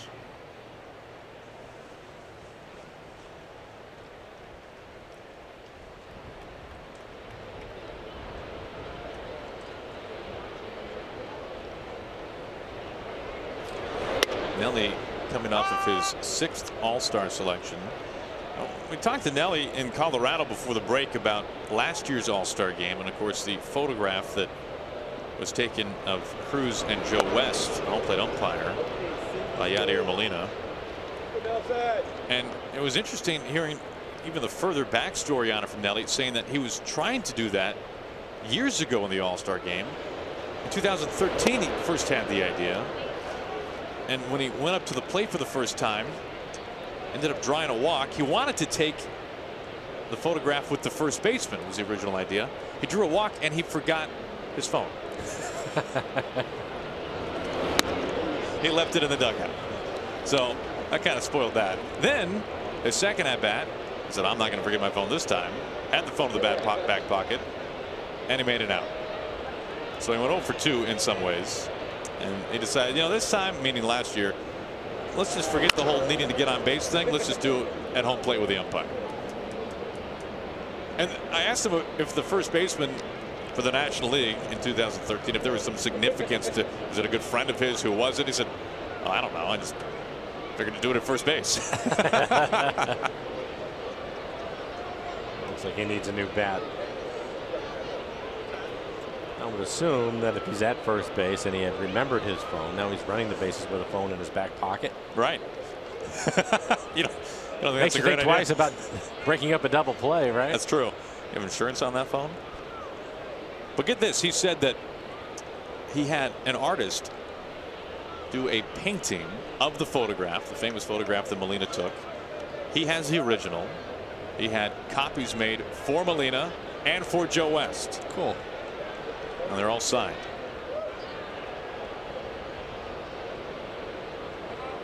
Time called. But he also mentioned, and this is the one kind of serious thing about it all, is that last year, of course, the All-Star game, the first time it did not count for something. At least the first time in a long while, as this is popped up foul. Sanchez fighting the sun a little bit. Round number 2. And that certainly made it a little bit easier to have some more fun with it. Right. I think works out for everyone. 2 up, 2 down for Seager.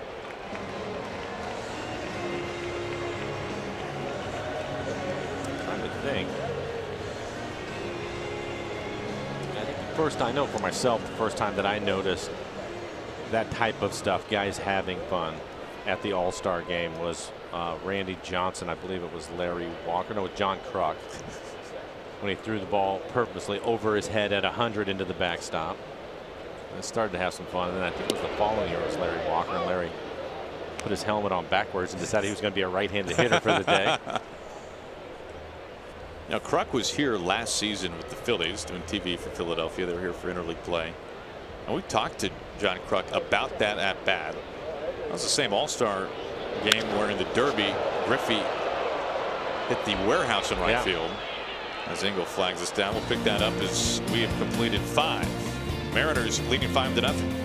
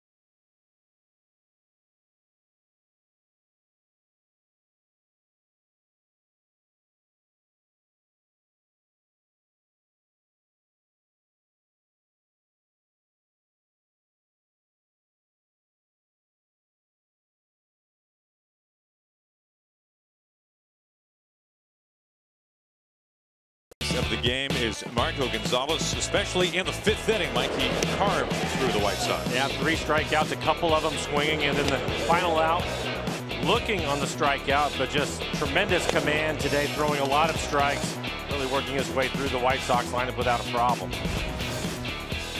To the Ford Sports Desk, we bring in Ryan Rowland-Smith. And Hyphen, Marco's been okay today. What do you think? Yeah, he's been okay. That's been all right. No, but hey, Marco Gonzalez, he's carrying on from what he did in that first half. And I think the biggest thing for him, biggest success story is throwing any pitch in any count. A lot easier said than done. And you can see the quality of pitches. Everything coming out of the same arm slot. Everything is sharp, same intent. And it's so hard for these hitters to pick up. And you know what? The biggest thing for him is pitching backwards. He did that against the White Sox back in April in Chicago, and I feel like that was kind of a hurdle for him. He got that confidence, finishing guys off up in the strike zone with that cutter and that fastball early in the season, and I think he took off from there. So I think there's a lot to be said about what he did last time against these White Sox. Ryan, talk a little bit about the way that they've handled him, meaning Scott Service and Mel Stottlemyre, and I was talking about it earlier, just going back and then having a conversation with Marco after probably 3 or 4 starts and letting him know that he was only going to go through the lineup 2 times and did not save anything, and how that's really turned things around for him and what that means to somebody like Marco. Yeah, it really has. And, you know, the old school way of doing this is establish the fastball, only show him the fastball, don't show him that 3rd pitch until 2nd, 3rd time around. We've seen this with a couple guys in this rotation. Wade LeBlanc does the same thing. That's an even mix right out of the gates. I think with Marco, what that did for him unconsciously is show him that he can throw those pitches in big counts and even early in at bats to get ahead, command the strike zone with those pitches. So I think that's really helped him. Again, the White Sox are extremely aggressive. It's important for Marco, even when he slips back 1-0, 2-0 counts or even 3-2, that he has to be able to have the confidence to expand the strike zone and get those bad swings. I think once he does that, and he has been doing that this year, that's where he's taken off. He's personally in his career, it's taken off when he's had that confidence to be able to expand the strike zone with 3 or 4 different pitches. Ryan, one of the other things that we've talked about with him is he walks a batter. Is how much has it helped him? Do you think he's coachable? There's no question about that. But the opportunity for him to watch somebody like Wade LeBlanc, who threw the first game of the series, and to watch somebody like Mike Leake, guys that are not going to be overpowering and just know how to pitch their way through a lineup. Yeah, it's huge. And you look at this most recently, Wade LeBlanc getting a chance to pitch the first game back from the All-Star break. You know, you get to sit on that top step and really not mimic, but basically go through the same pitch sequences. Even watch the video too. I guarantee you Marco was paying attention the first game, and then yesterday taking a look at the video, seeing what the sequences Wade LeBlanc did. You got to remember too, Wade LeBlanc, look, he's a guy who's bounced around a lot in his career. He's having a career year this year, but he's a guy who's a little bit older than Marco. He's a good guy when you're talking about age and experience to say, look, it's okay. It's another ground ball, big one. It's okay. You don't have to blow everyone away. You don't have to throw 95 plus. You can get these big outs, doing the little things and trusting the secondary stuff. Well, what a play right here. Gene Segura diving back up the middle, right in the end of his glove.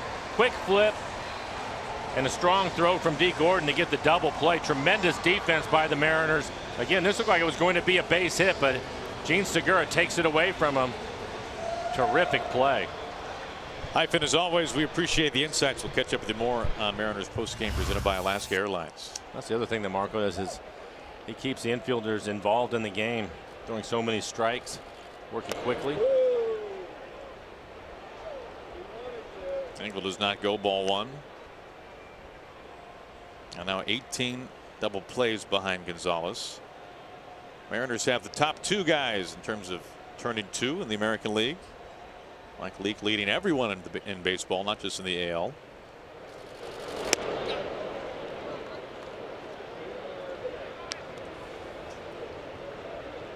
Behind 2-0.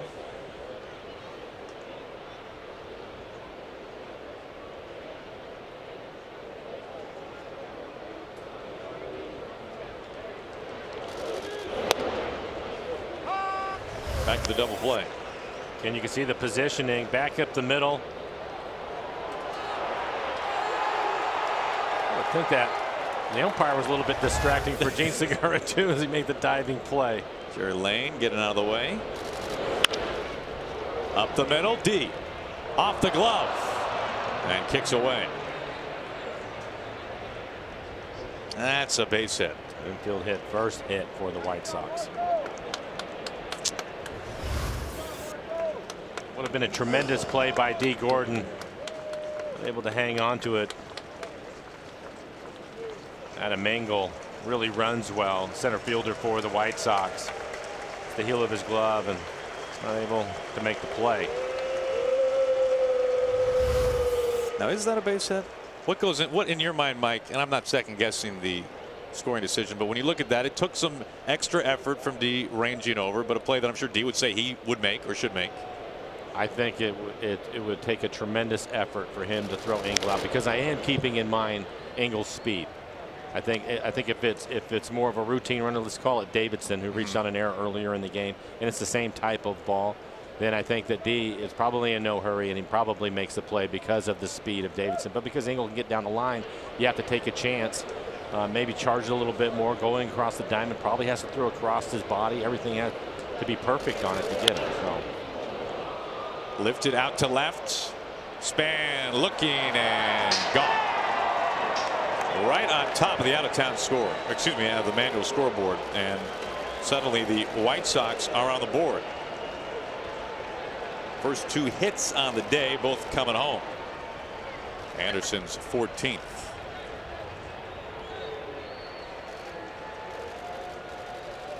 And that's with a couple of outs.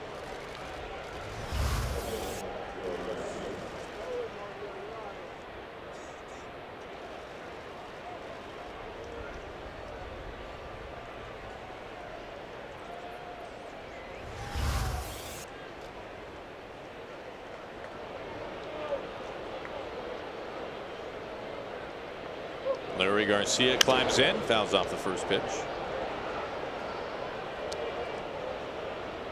Now Marco has been pretty stingy in terms of allowing home runs this year. That's just his 11th and now 20 starts.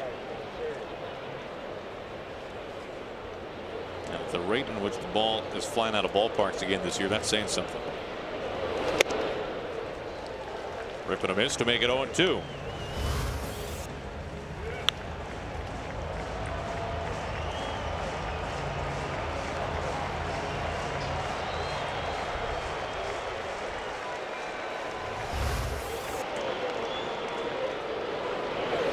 And on the hands, he ties him up. Garcia strikes out for the second time. 6 punch-outs over 6 innings for Marco Gonzalez.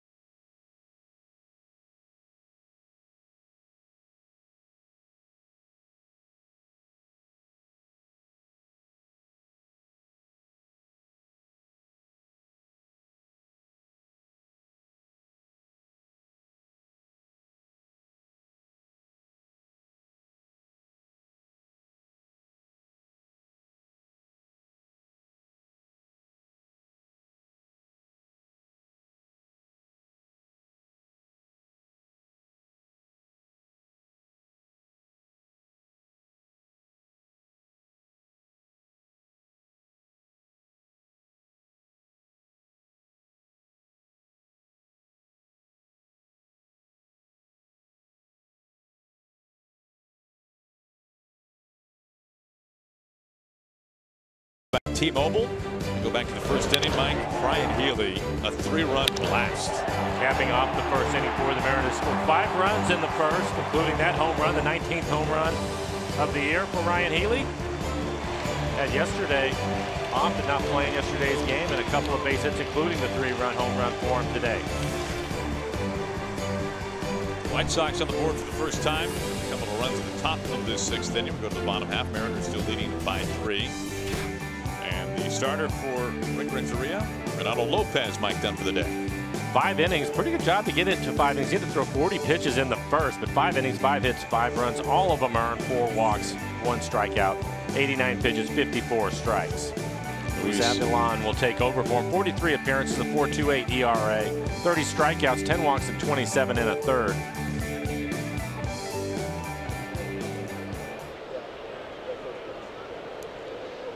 Avilan's been knocked around a little bit recently. Facing Span. Looks at ball 1. His last 7 outings, opposing hitters batting over 330 against him. His average fastball 91 miles an hour. Curve and a changeup.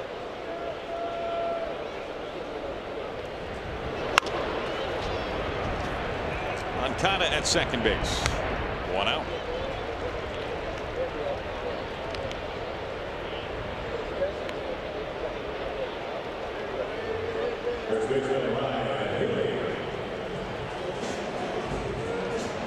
Now Ryan Healy, of course, a California guy, but played his college ball in the Northwest in Eugene. And we've said this from time to time, Mike, but I'm not sure if I can remember meeting a new Mariner more enthused about being a Mariner than Ryan Healy when he first showed up to town. We met him for the first time over the winter when he came to Safeco Field for a function. Pretty infectious energy Ryan Healy brings, and it's been since even before spring training.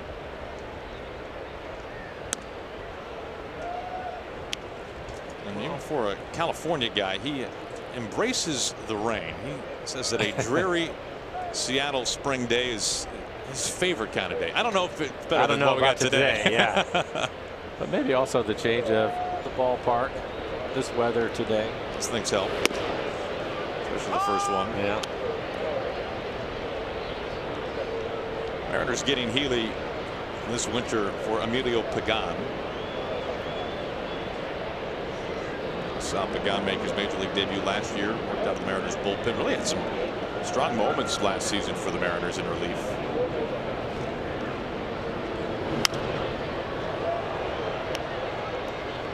1-2 strikes.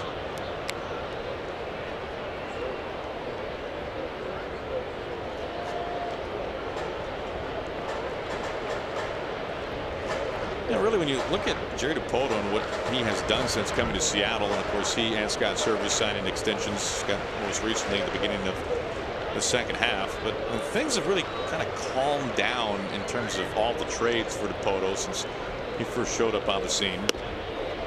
Healy caught looking for round number 2. And there's so much of a remodel that Jerry made while still keeping the core intact, but things have really stabilized. This was a fairly quiet winter for Jerry relative to the past, and new faces like Healy, like D. Gordon. Obviously there are some new guys this year in 2018 for the Mariners, but look at how this team has gelled since day one, Mike, and you got to figure that that's part of it. The new faces they brought in were very cohesive with the existing parts, and there hasn't been nearly as many name badges needed in spring training as there were in the first couple of years. Yeah, I think it also makes it a little bit easier too when you talk about those things, and this is what you want your clubhouse to be, and you work to get it there so that when you do make a move or a trade like they did with Colomé and Span, that they already know that they're going to fit in with this group. They have a real good idea of that, and it's important. 2 outs, nothing, and 2 on Zunino.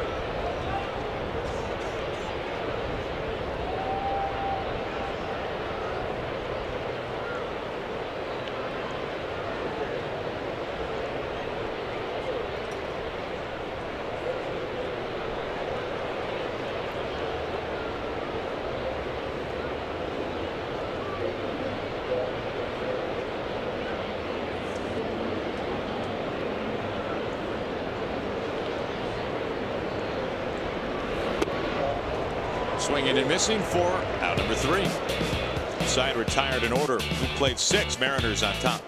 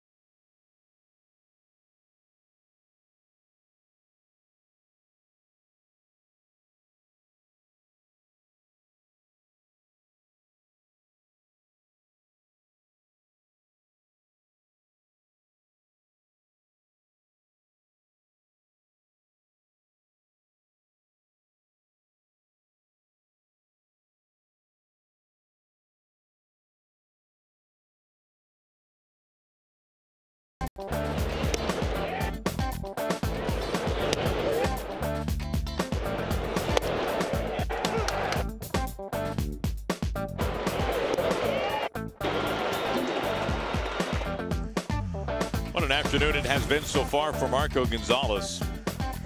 5 no-hit innings to begin things. In fact, he went 5 2/3 no-hit for an infield base hit and a 2-run home run as the Mariners lead 5-2. It's really pitched well. A lot of run support early in the ball game for him. Doing the same thing, throwing a lot of strikes, continues to mix it up. Pazos and Nicasio getting loose.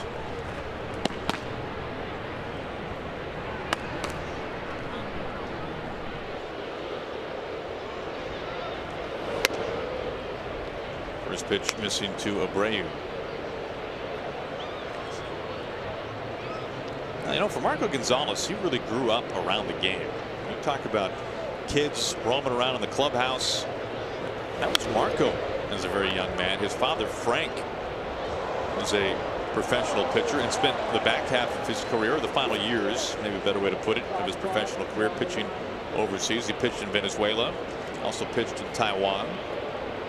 Marco was a young man, a very young man at that time, but old enough to kind of know what was going on. 1-2. Eventually came back to the States, then moved back to Colorado when his father Frank retired. It's in the earlier grade school years for Marco.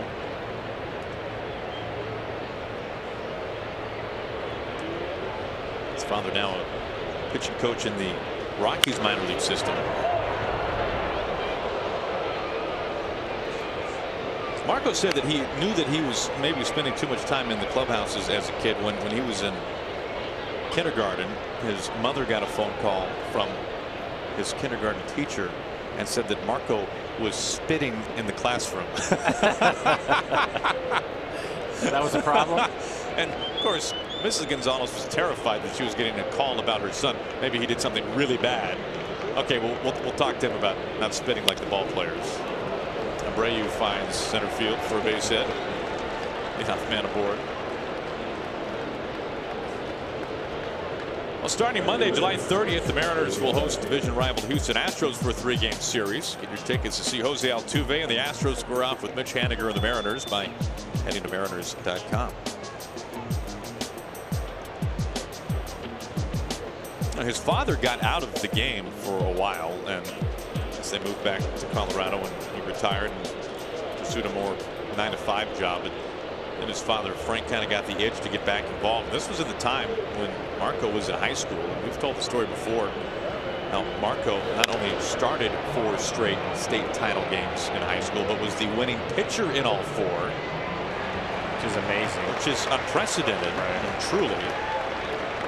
And it was near the end of Marco's high school career where his father, who really became kind of the pitching guru in that area in Colorado Springs, as he kind of began to teach private lessons on the side, took a job as a coach with Marco's rival high school.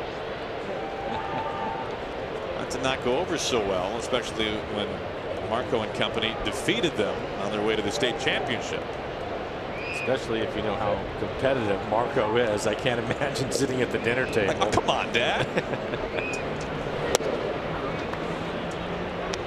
The other part about that too, Aaron, you were talking about when he was in kindergarten. Probably doesn't remember a lot of things, but just being around it, seeing it every day, listening to what his dad has to say, and watching his dad go about his business had to have an effect on him. Broken bat into left field. 1 out, 2 on. Abreu pushes into second. Davidson reaches for the second time. On the go, no problem. The Mariners are at your fingertips with the Root Sports mobile app. Just download the app and log in with your participating TV provider account information. Only available to customers whose TV subscription includes Root Sports. Check now to see if your provider is participating. Marco Gonzalez, his first start since the All-Star break. Fantastic work going into the 7th and leaving to a very loud standing ovation.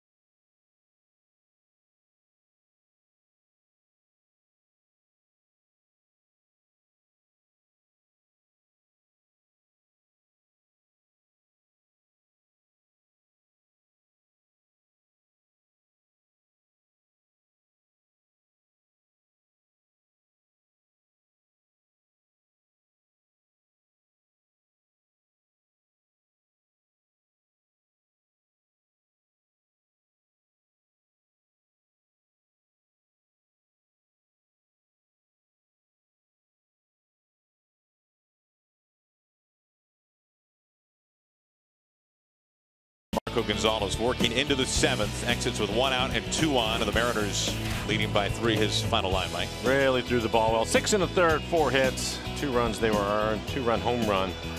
That was the 2 runs. 1 walk, 6 strikeouts, 84 pitches, 60 of those for strikes. 23 batters faced, 15 first pitch strikes.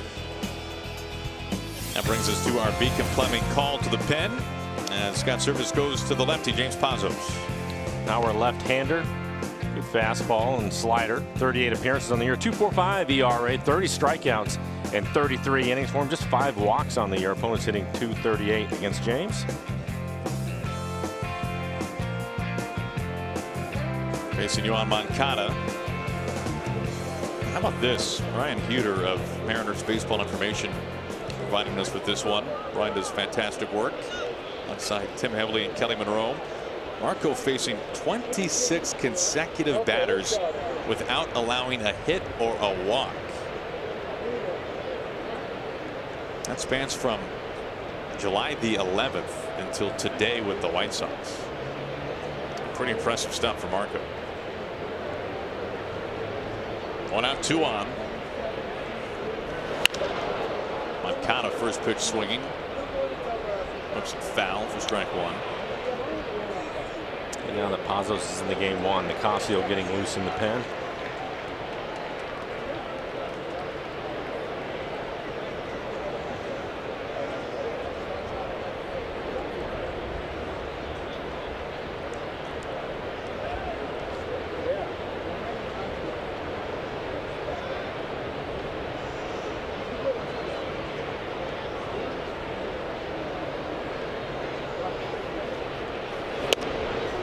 Two.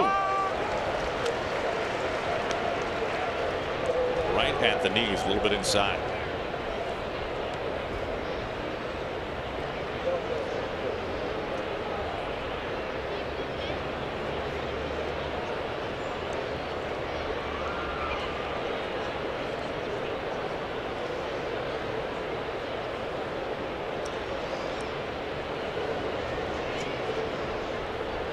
Now the 0-2.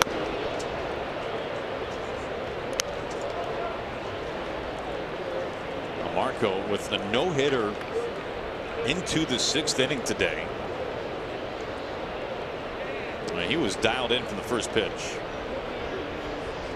The Mariners kind of getting exactly what they needed today. Early offense and some terrific starting pitching.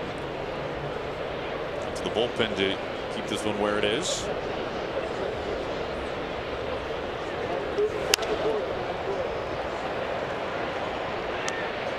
Haniger in the sunshine. Runners staying put. 2 outs.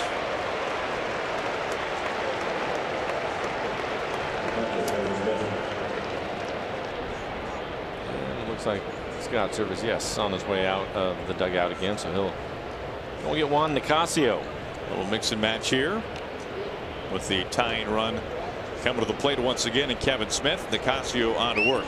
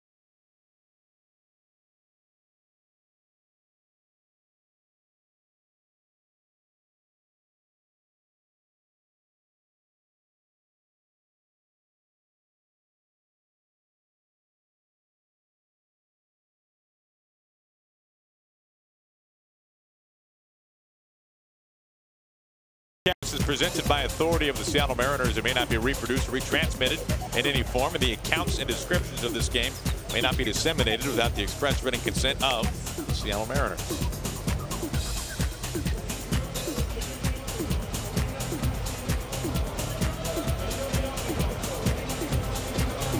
Glorious day here in Seattle as Juan Nicasio is on to get the final out of the 7th. 39 appearances for Nicasio. ERA just over 6. 37 innings. He has 46 strikeouts, only 4 walks on the year. Opponent's average high for him at 311.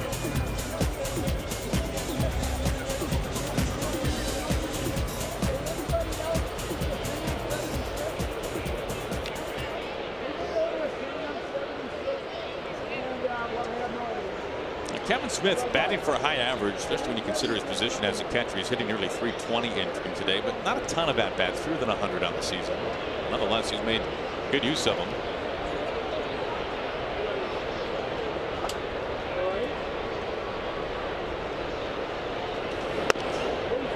He is the tying run at the plate, and he looks at ball 1. Nicasio, his fastball will be 94 to 96 miles an hour. Slider.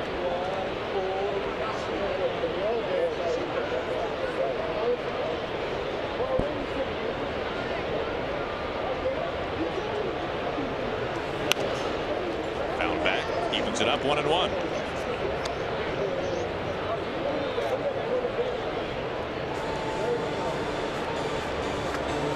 An update from the Coliseum. The Giants have tied it up. That's good news for the Mariners. 7th. A's 3 games in back of the Mariners in the standings.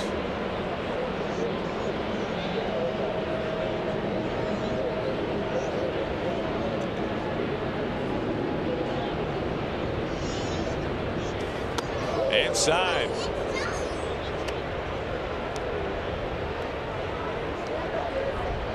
It's 2-1 on the White Sox catcher. First time he has played in this series. We've seen Narvaez behind the plate the first 2 games.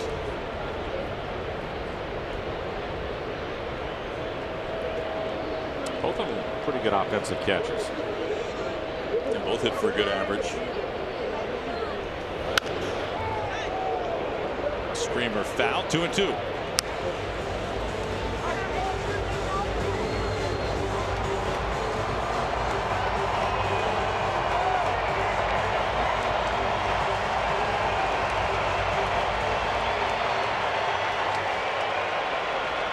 Nicasio trying to end the threat here in the 7th.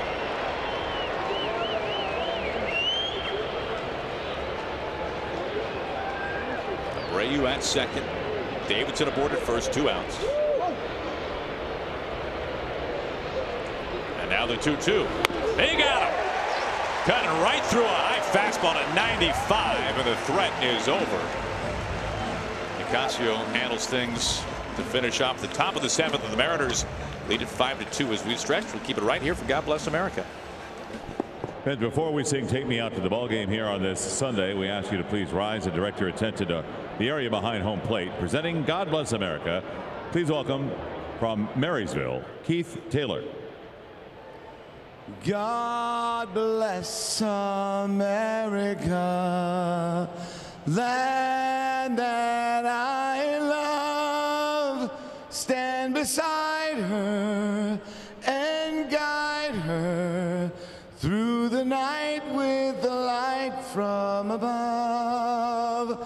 From the mountains to the prairies to the oceans white with foam. God bless America, my home sweet home. God bless America, my home sweet home.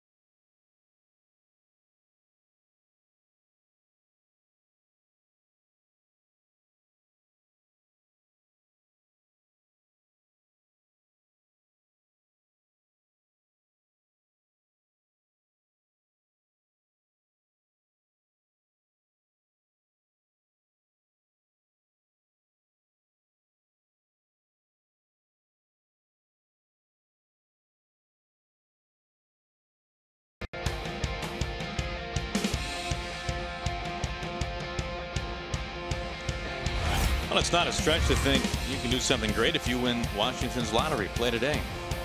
Now, I'm not sure who got down the Oregon coast to get this great footage for us.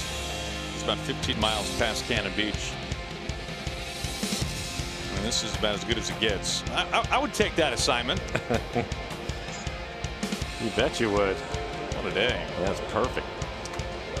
Well, Chris from our replay room had the unfortunate task of having to hit the road and travel down to get in some sunshine and get to the coast of Oregon for a little while. We appreciate that.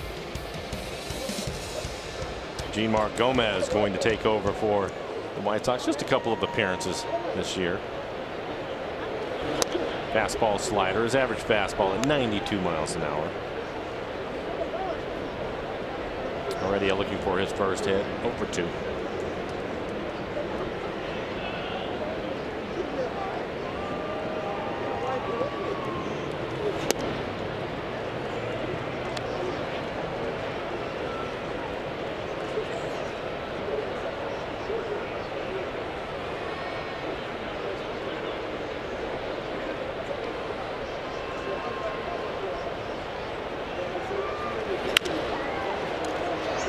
At short, have it unload, a little high. Abreu able to hold on and stay anchored for round number 1. Down at the Ford Sports Desk, we check in with Tom Glasgow. Tom, what's happening? Aaron, thanks so much. Hey, we got the world coming to Safeco Field as we take a look at our hashtag Where I Root, all the way from Spain to see the M's play. Welcome to the ballpark. How about a couple of Aussies appreciating Mariners baseball? Oh, I bet they're big fans of Ryan Rowland-Smith. And down from Canada, first baseball game for those young fans as we send it back upstairs. Thank you, Tom. Here's D. He tripled earlier.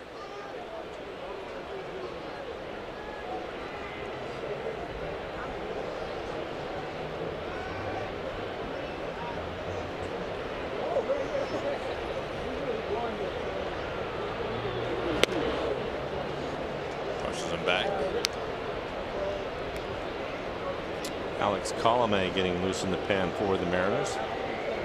He'll pitch the 8th.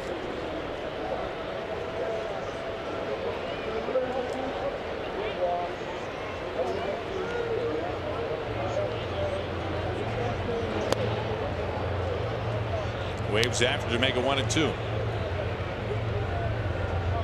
Now the Mariners came into today really hoping that the offense would wake up a little bit. It did in the first inning. 5 runs, highlighted by Healy's 3-run blast. Mariners have been held off the board since then. Nice showing for Healy today. A couple of base hits. Like he jammed him a little bit. Soft fly ball. Larry Garcia handles it for round number 2.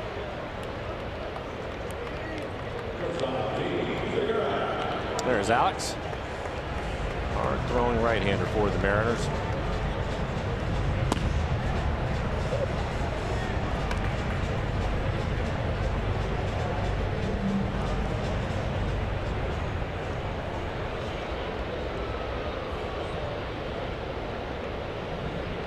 Jean-Marc Gomez now facing Segura. Gomez, a former Mariners farmhand, in fact made it all the way up to AAA. Pitched with Tacoma last season, was released midway through August the season ago, then picked up by the White Sox.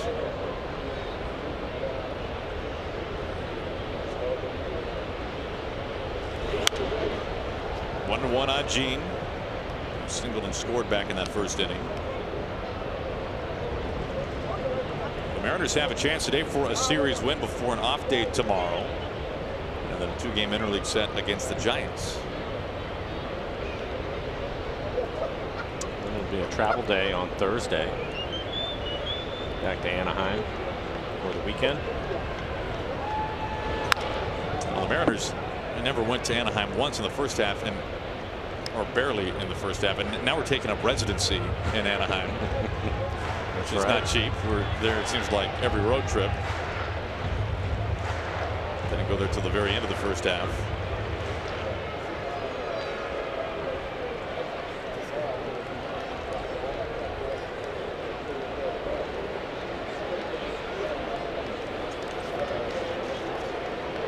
Two and two.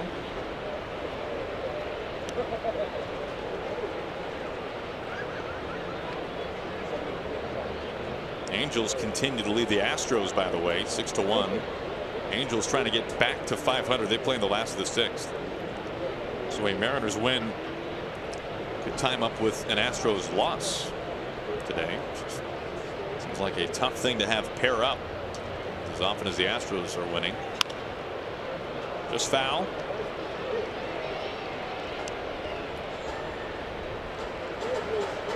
Of course, the Mariners have a chance for a little symmetry today. They would be picking up their 60th win in game number 100.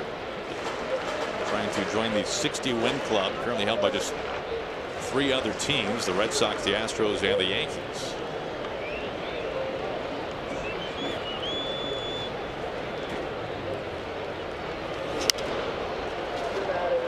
Pretty good battle. Segura now 6 pitches in the at bat. Gomez pitching him inside.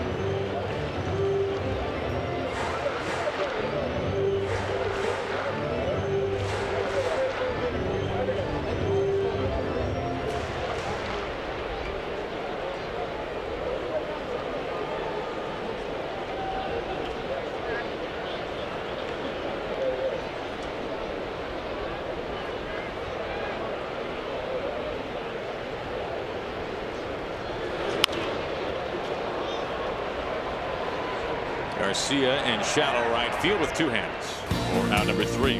That completes 7. Alex Colomé on to work the 8th.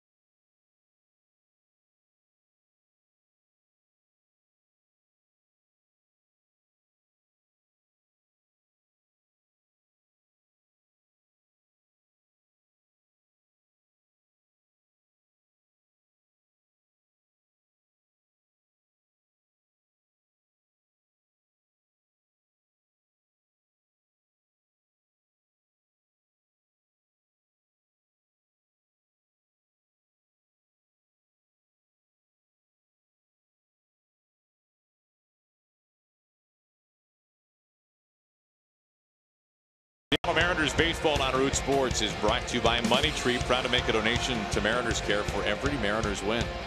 By Jack in the Box this season, a Mariners double play means free jumbo jacks from Jack in the Box. We've seen a couple of those today.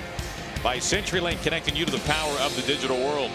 And by BNSF Railway, sponsor of the BNSF Blast. 5-2. Mariners leading going to the top of the 8th. Alex Colomé is on to work for the Mariners. Trying to hand things over to Diaz in the 9th. Kiteboarding there, Aaron. I think I'll do that tomorrow, the day off. Send me some pictures. 43 appearances, ERA just over 4 and 40 innings. He has 40 strikeouts. Opponent's hitting .252. Fastball in the mid-90s with a hard slider. You think I would get a tan if I went kiteboarding? If I laid off the SPF 50? I don't think so. You'd have the full body wetsuit on it if you're out there. It would be good effort, though. Yeah. Gilmer Sanchez to lead things off for the White Sox. 8-9-1 due up for Chicago.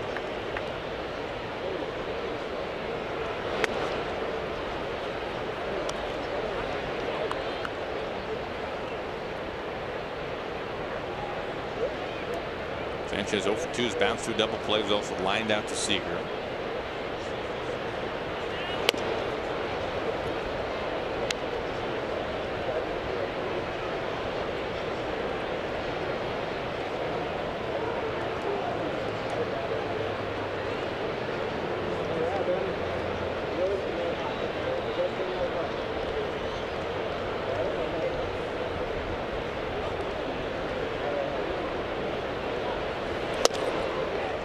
Rips through a heater at 95.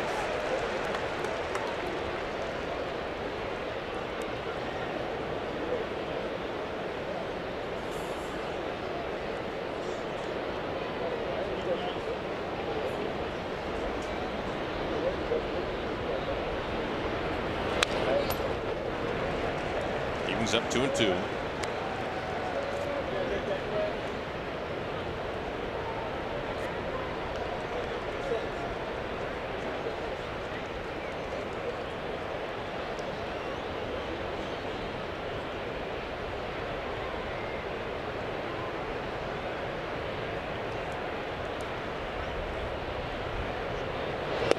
In on the hands, and he steers him with that cut fastball.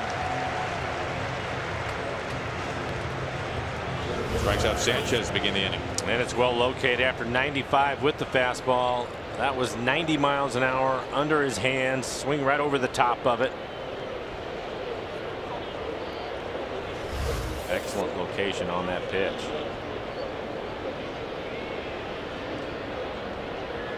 In steps Engel.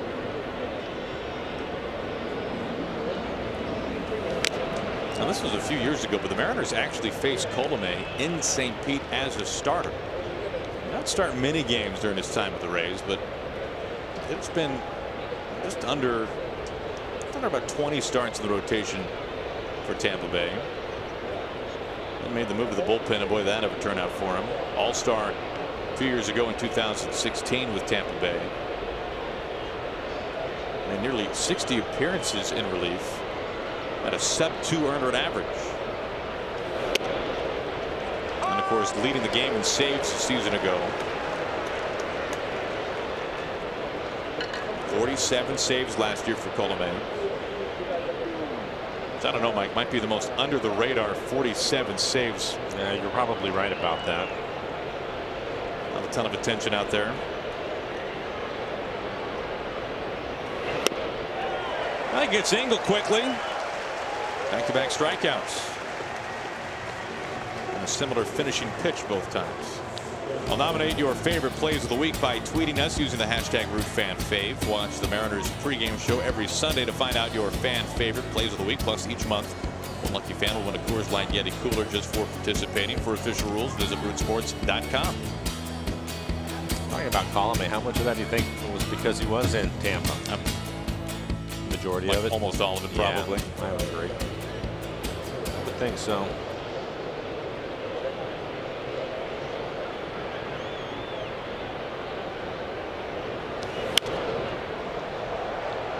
Tim Anderson has been in the offense for the White Sox today. A 2-run home run back in the 6th inning. This is 14th on the year. Leadoff hitter for the White Sox.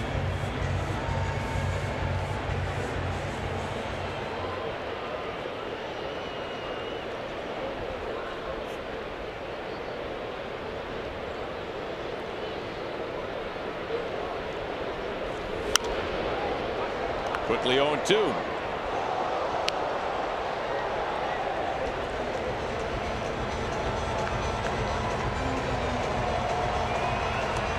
Giants have taken the lead. The Mariners out. 5-4, top of the 8th.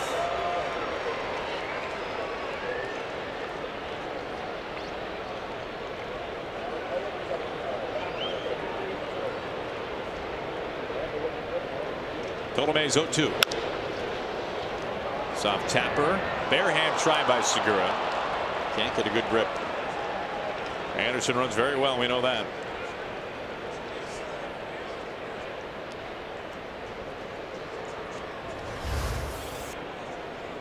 Off the end of the bat. Ball moving pretty quickly. Tough to make the barehanded play, but many options for him. As Aaron mentioned, Anderson can really get down the line, leadoff hitter for the White Sox.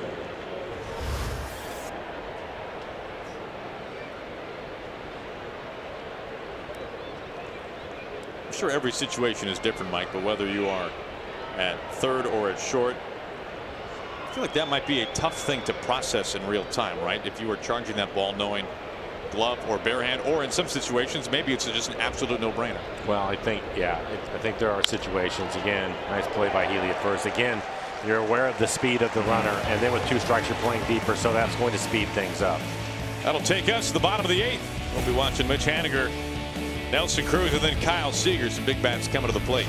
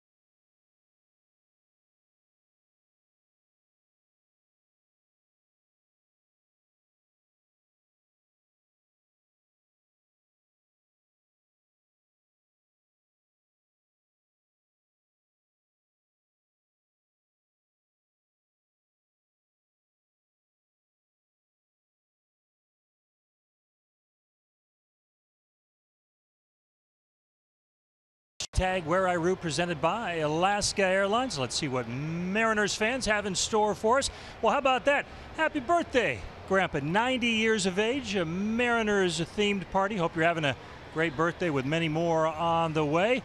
Good family gathering here at the ballpark. RJ Lupita sending that in, I believe. A lot of smiles in that group. And Bubba's first game at the ballpark. Now, I think Bubba's the one who's got that rather sizable bag of popcorn or kettle corn. Well played, Bubba. Let's send it back upstairs. All right, thank you, Tom. Chris Volstad on to work in this bottom of the 8th for the White Sox. 30 appearances on the year, 44 innings. He has 28 strikeouts, 10 walks. Opponents hitting over 300 against him. He's given up 8 home runs. Average fastball at 92 miles an hour.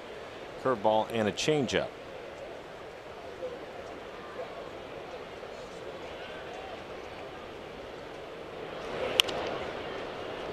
Haniger fouls off the first pitch. Good hands by Scott Brocious, third base coach for the Mariners.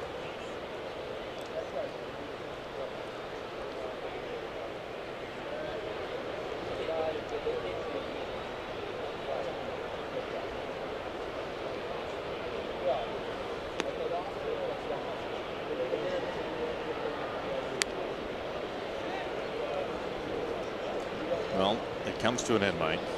Matt Carpenter, his 6-game home run streak, ends today against the Cubs, and we'll never know what would have happened when Carpenter led the game off and Joe Maddon put a 4-man outfield alignment on for Carpenter, and he dropped down a bunt for a base hit, and Joe Maddon said, "I'll take it." Maybe in that at bat he would have gotten deep. We'll never know. Never know. Probably a first pitch fastball down the middle. Could have been 7 in a row. Could have been 7 in a row. As if it wouldn't happen anyway, but Griffey will sleep peacefully tonight. Yes, Junior's record is safe.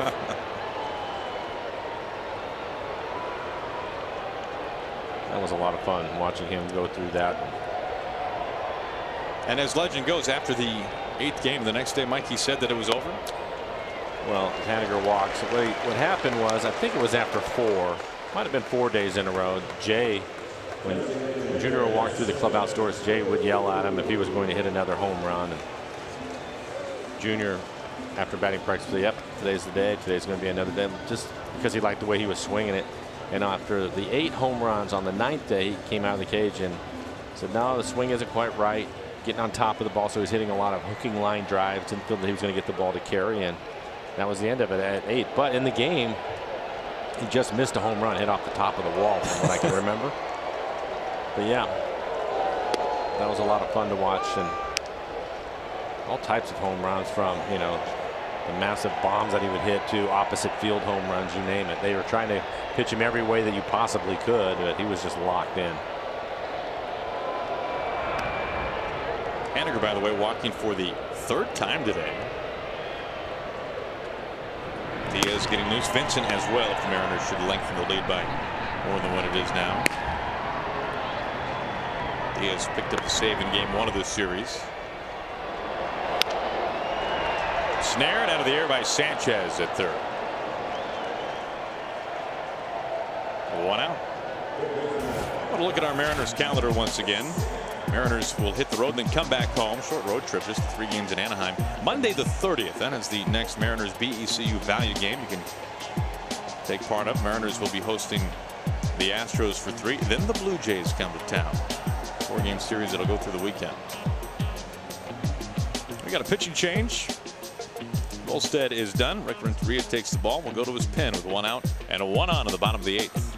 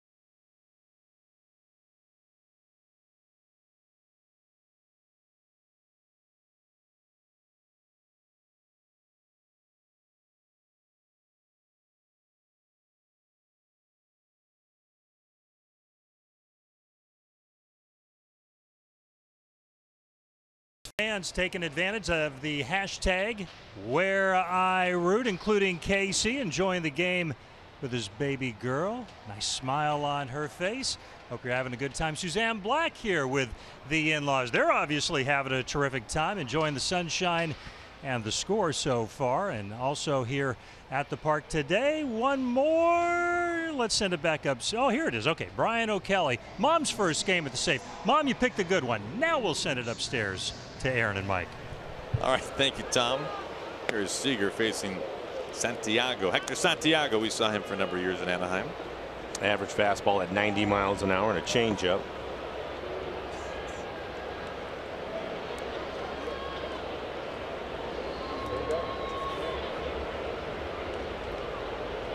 Third time this year Haniger has walked 3 times in a game.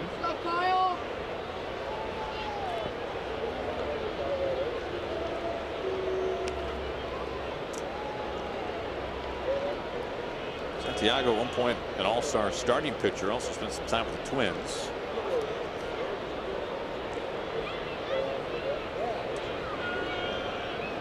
Seager's had a tough time against Santiago. 4 for 24 in his career.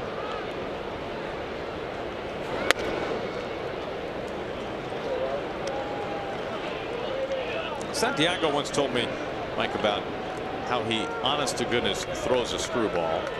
And he explained what exactly the movement of a screwball does by basically saying it's the opposite of this and that. And I was very impressed by how he explained it. I really had no idea walking away from it if I could explain it properly to someone else. Or if he was serious about it. He seemed serious. He had great conviction with how he explained the screwball. All right. Right now it's a hitter's count for Kyle.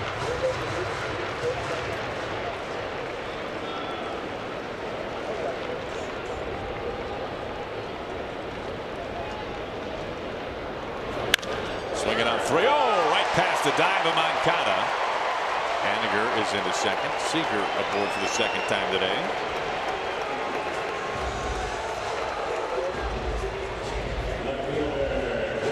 For Kyle, they typically turn him loose 3-0, and that's the case. He gets a fastball middle of the plate from Supermo. He barrels it up. It gets on top of it a little bit, so solid line drive, base hit into right field for Kyle.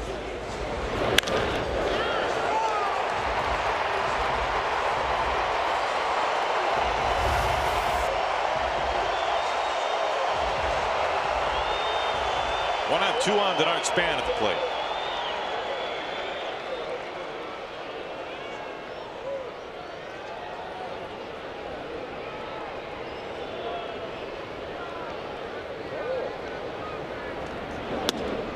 Ball one.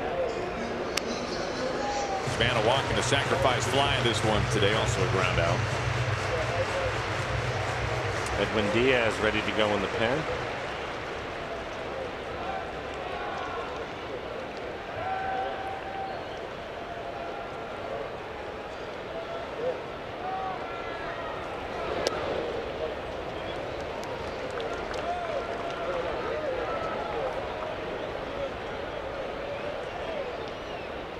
As the Mariners try to play add-on here, the A's have tied it in the 8th.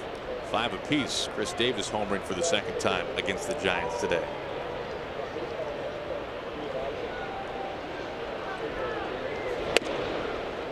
A little wide, but a strike.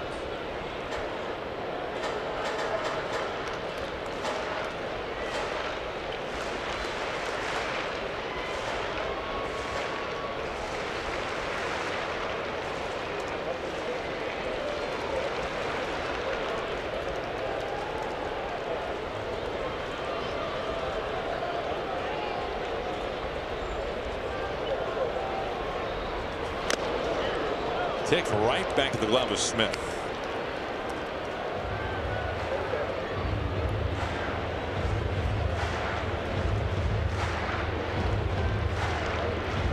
Well, the Mariners have Haniger at second. He reached on a leadoff walk. Seager the single at first.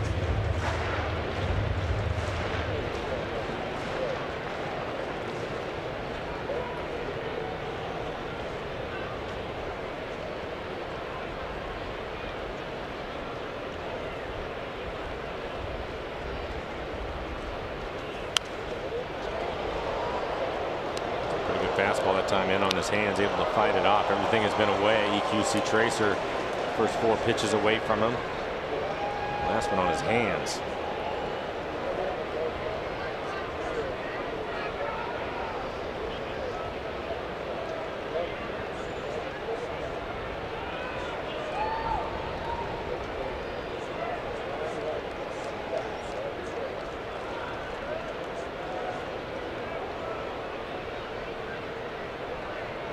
Once again, the 2-2. And back away again.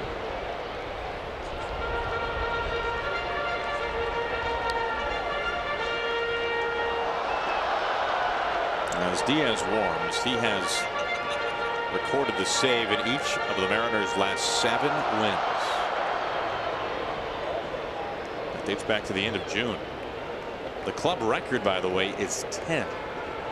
Shared by Tom Wilhelmsen and Danny Farquhar. They saved 10 consecutive wins for the Mariners.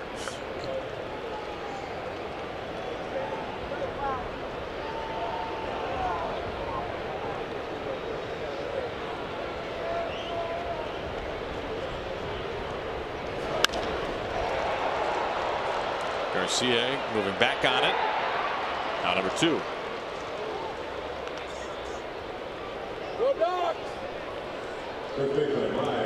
Two outs and 2 on for Ryan Healy. Ryan having a good day. 2 for 3. 3-run home run back in the first inning. His 19th home run on the year. So that's 50 RBIs now.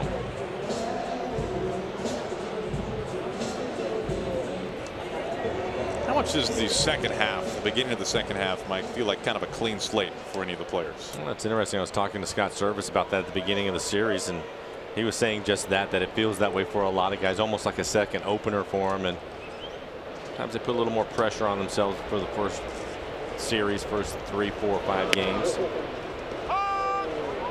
So it was great to see the Mariners, after struggling through the first 2 games to score runs, come out and score 5 runs in the first. That's when Ryan hit his 3-run home run.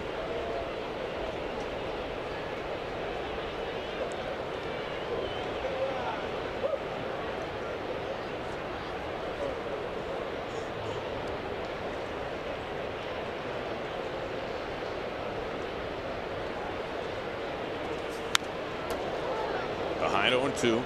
Pretty good fastball for him to hit. Elevated out over the plate. Easy pitch to get some extension on, but missed it.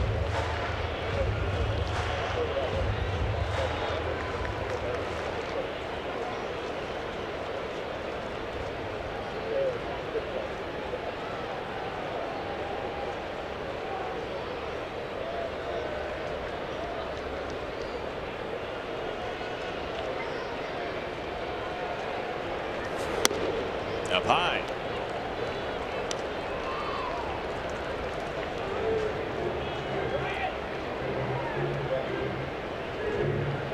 Now Healy now with 19 home runs this year.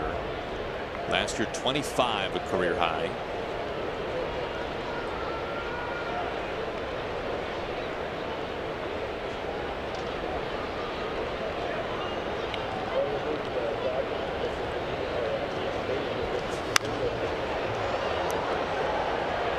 Count stays put.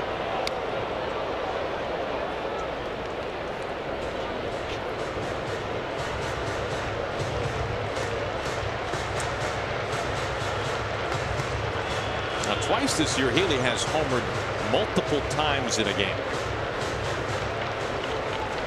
Once back in April in Cleveland, also here at home against the Angels. I mentioned that Edwin Diaz was getting loose. It's like Nick Vincent also drives in another run. It'll probably be Nick, if not, we'll see Edwin.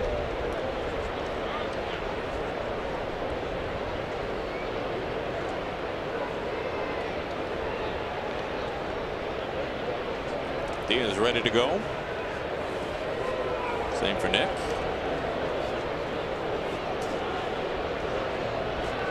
Two on, 2 out, and the 2-2. Crushed Ryan Healy out to left field. A career day. He has driven in 6 on the afternoon. His second 3-run smash. And he has just put the dagger in the White Sox. Eddie, you can sit down.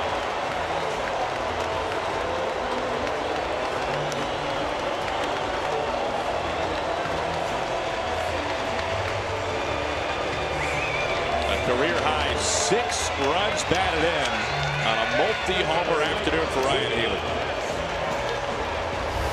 And here you go. Elevated fastball, able to get the barrel to it.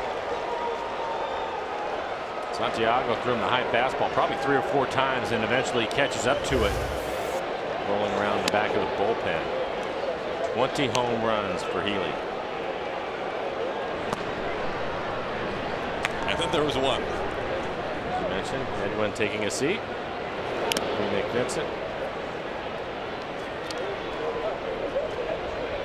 3 hits today for Healy. A 3-run homer in the first, a 3-run homer in the 8th. And the 3rd time of this year with multiple home runs in a game.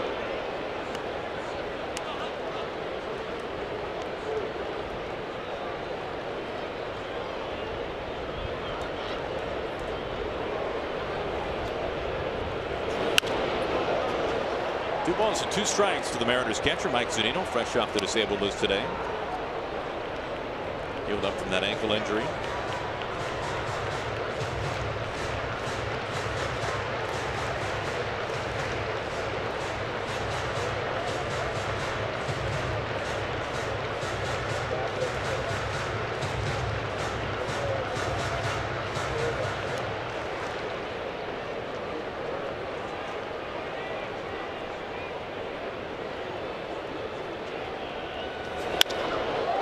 To the gap, left center. Engel able to flag it down. Round number 3. Have yourself a day, Ryan Healy. Going deep with 2 on to the first. Same story here in the 8th. As he's given the Mariners an 8-2 lead going into the 9th inning. What a day for the Mariners first baseman.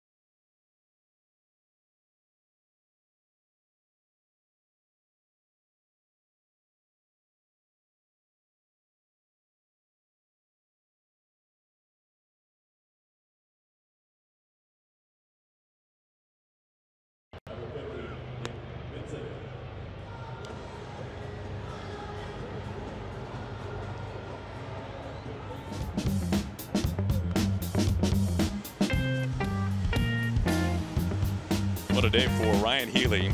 Twice a 3-run home run, Mike. First at bat and last at bat. What a day for him. 6 RBIs on the day, 3 hits.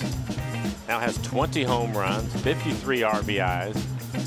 Mentioned it at the start. Did not play in yesterday's game, but back in the lineup today, and good timing for it. Nick Vincent will take over. Beacon Plumbing call to the pen. 33 appearances, a 4.13 ERA. Opponents hitting .250 against Nick. His fastball at 90, cutter at 87, and a slider. Now we will be hearing, as always, from Scott Service on Mariners postgame presented by Alaska Airlines, and this is kind of in that realm of, well, how picky do you want to get? The Mariners were coming into today really searching for some offense, right? Looking for a big inning, if not more than one. And they get the 5 runs in the first, and if not for that home run, right, they were in jeopardy of going the final 8 innings, or 7 innings in this case, without any offense. Now 5 runs very well could have been enough, but if he's got Service, I'm sure the idea of scoring in more than 1 inning, even though there was 5 runs in that first inning, having multiple innings with runs crossing the plate is probably something he would have liked to see, and it happened. I think early run support and the runs late in this ball game, something that he will certainly be happy about. The fact that he saw a couple of home runs and some clutch hitting from Ryan Healy today, and he'll be happy with all of that. And also, we'll see how it plays out over the second half of the season. But it might not seem like a lot right now. That home run allowing Diaz to have the day off. He did get warm, so it was throwing in the bullpen. But if Mariners can do that 3, 4, 5 times in the second half, days where they normally in the first half would have had to use Edwin, which he was used at an enormous pace, right? I mean, that could be a big deal come the final couple of weeks of the season. Well, you know, along your line of thinking, Aaron, you're probably going to see Alex Colomé get an opportunity to save a few games also because of the work for Edwin. But that's the reason why you went out and you made that deal, to bring somebody like Alex Colomé here. And you mentioned the number, 47 saves for him last year, an all-star.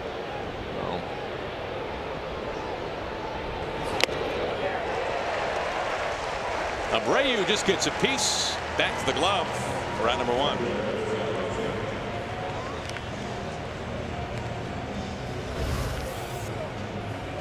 A lot of strikes from Nick, you would guess. Elevated fastball just above the belt. Primera Supremo, and the swing and miss by Abreu. Late swing.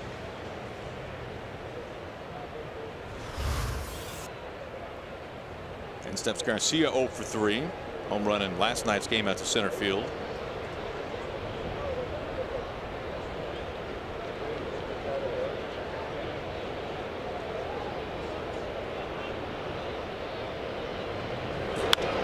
Fouls off the first pitch.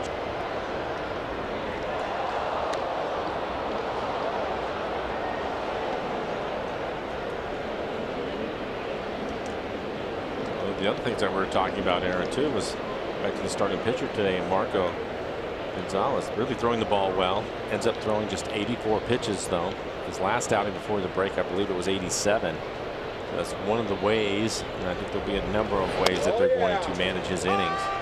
They might bring his pitch count down for a while to try to help with that. Go back to last season for the Mariners. The idea of having a pitcher, if not multiple pitchers, where you were having to manage their innings come the end of the season. Scott Service would have begged to have that problem a season ago. No, this is a much better deal for him. You're absolutely right about that. The other one being Paxton, of course, but see him with a smile on his face. I mean, it is a far cry from all the pitchers the Mariners churned through last year. A historic great 40, tying an all-time record. Yeah, this is a much better problem to have.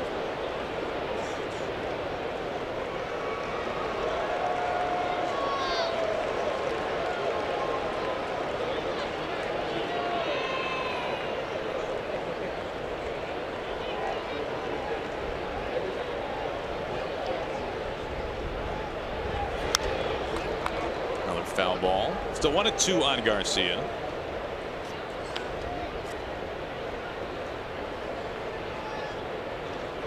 We'll be having a chance to watch James Paxton on Tuesday after the day off tomorrow. James kind of that freak start his last time out. Had to leave with injury, placed on the disabled list. Won't end up missing a start. Back to Vincent. A little bit of a bobble, recovers, but a wide throw. Garcia into second.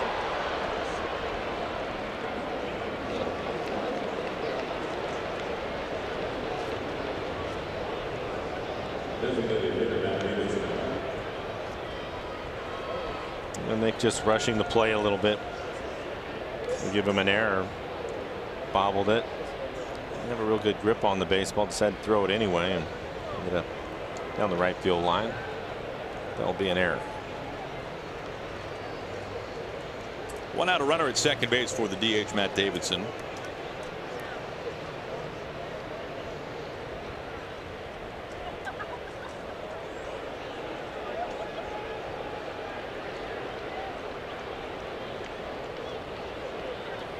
Davidson had a ground ball that he reached base on. It was an error on Segura.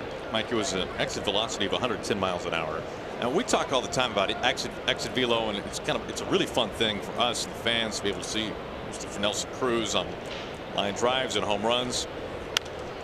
But I'm sure, Mike, when you were playing and you're at third base and you're taking a Sammy Sosa ground ball off the ankle at what feels like 1,000,000 miles an hour, I bet you would like to know when you get home that night, oh, that seemed like it was hit really hard, and it was. That was 115 or whatever it was.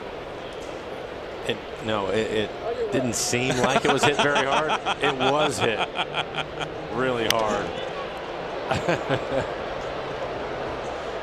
But now you can actually put a number with it. Yeah, you can. And you can also have the number that matches the welts on the ankle. Yeah, the scar.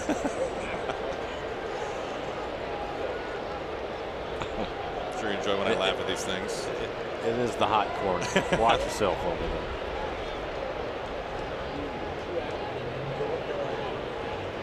The 0-2. It's an inside.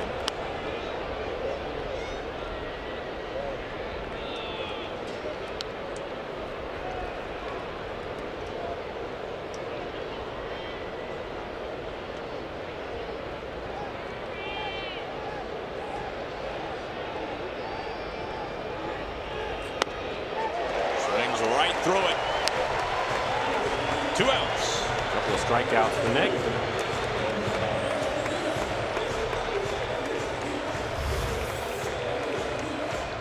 And another elevated fastball. A couple of strikeouts in the inning. Similar pitches both times.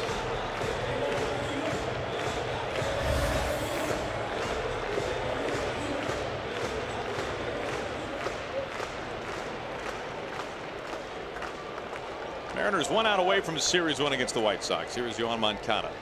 0 for 3 today. Batting with Garcia at second. And he looks at strike 1.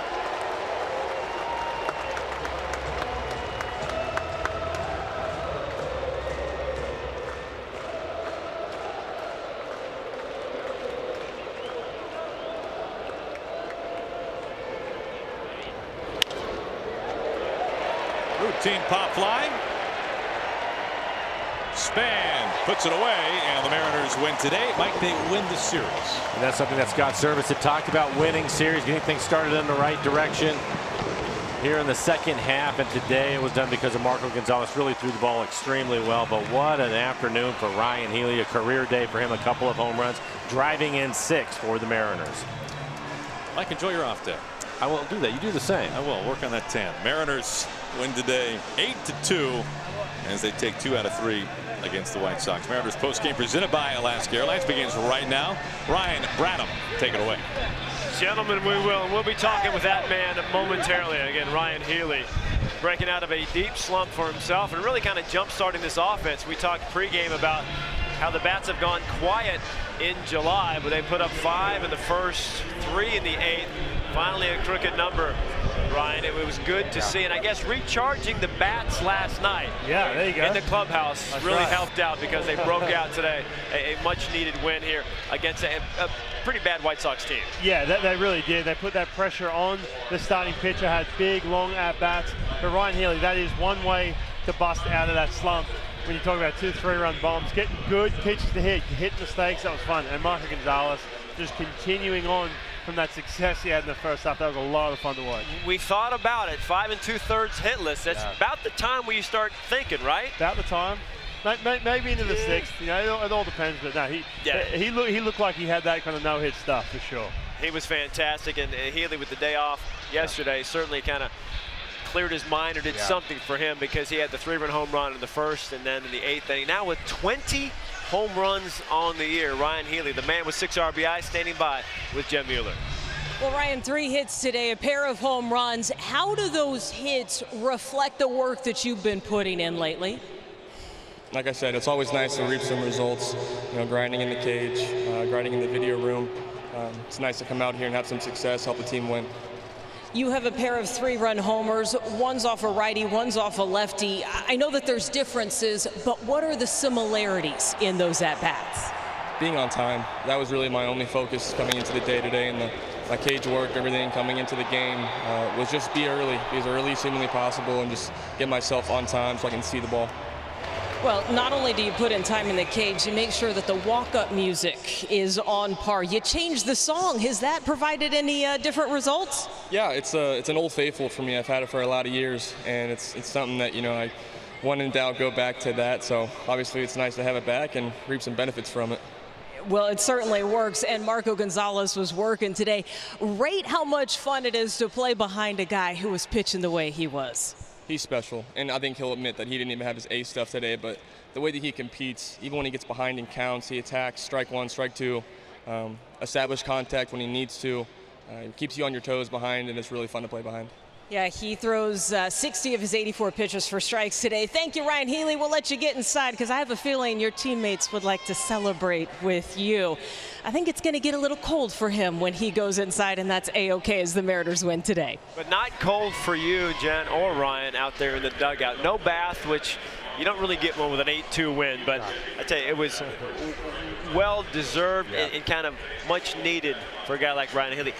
Kind of hard to say that he's been struggling this month. He has been, but 20 home runs still providing power for these guys. Yeah, it really has. And, you know, 25 last year, so 20 this year. He's going to beat that mark that he made last year for himself. But the biggest thing for Ryan Healy, the on-base percentage, having better at-bats, being on time is a big thing. Getting pitches to hit. In the last couple of weeks leading into the All-Star break, he had those mistakes to hit, and he was off time. And today, a 2-1 count, that first big home run, that big blow in the first inning, that was huge. You could see him timing out that pitch, and he didn't miss it. Didn't miss it at all. Again, 3 hits today, now up to 53 RBIs. Career high 6 today, both via the 3-run home run. Making a winner of Marco Gonzalez. 11 wins now for Gonzalez. He continues to lead the team in that department, and the Mariners pick up a series win, breaking a 3-series skid. Mariners win at 8-2. Lots to get to on Mariners postgame, presented by Alaska Airlines.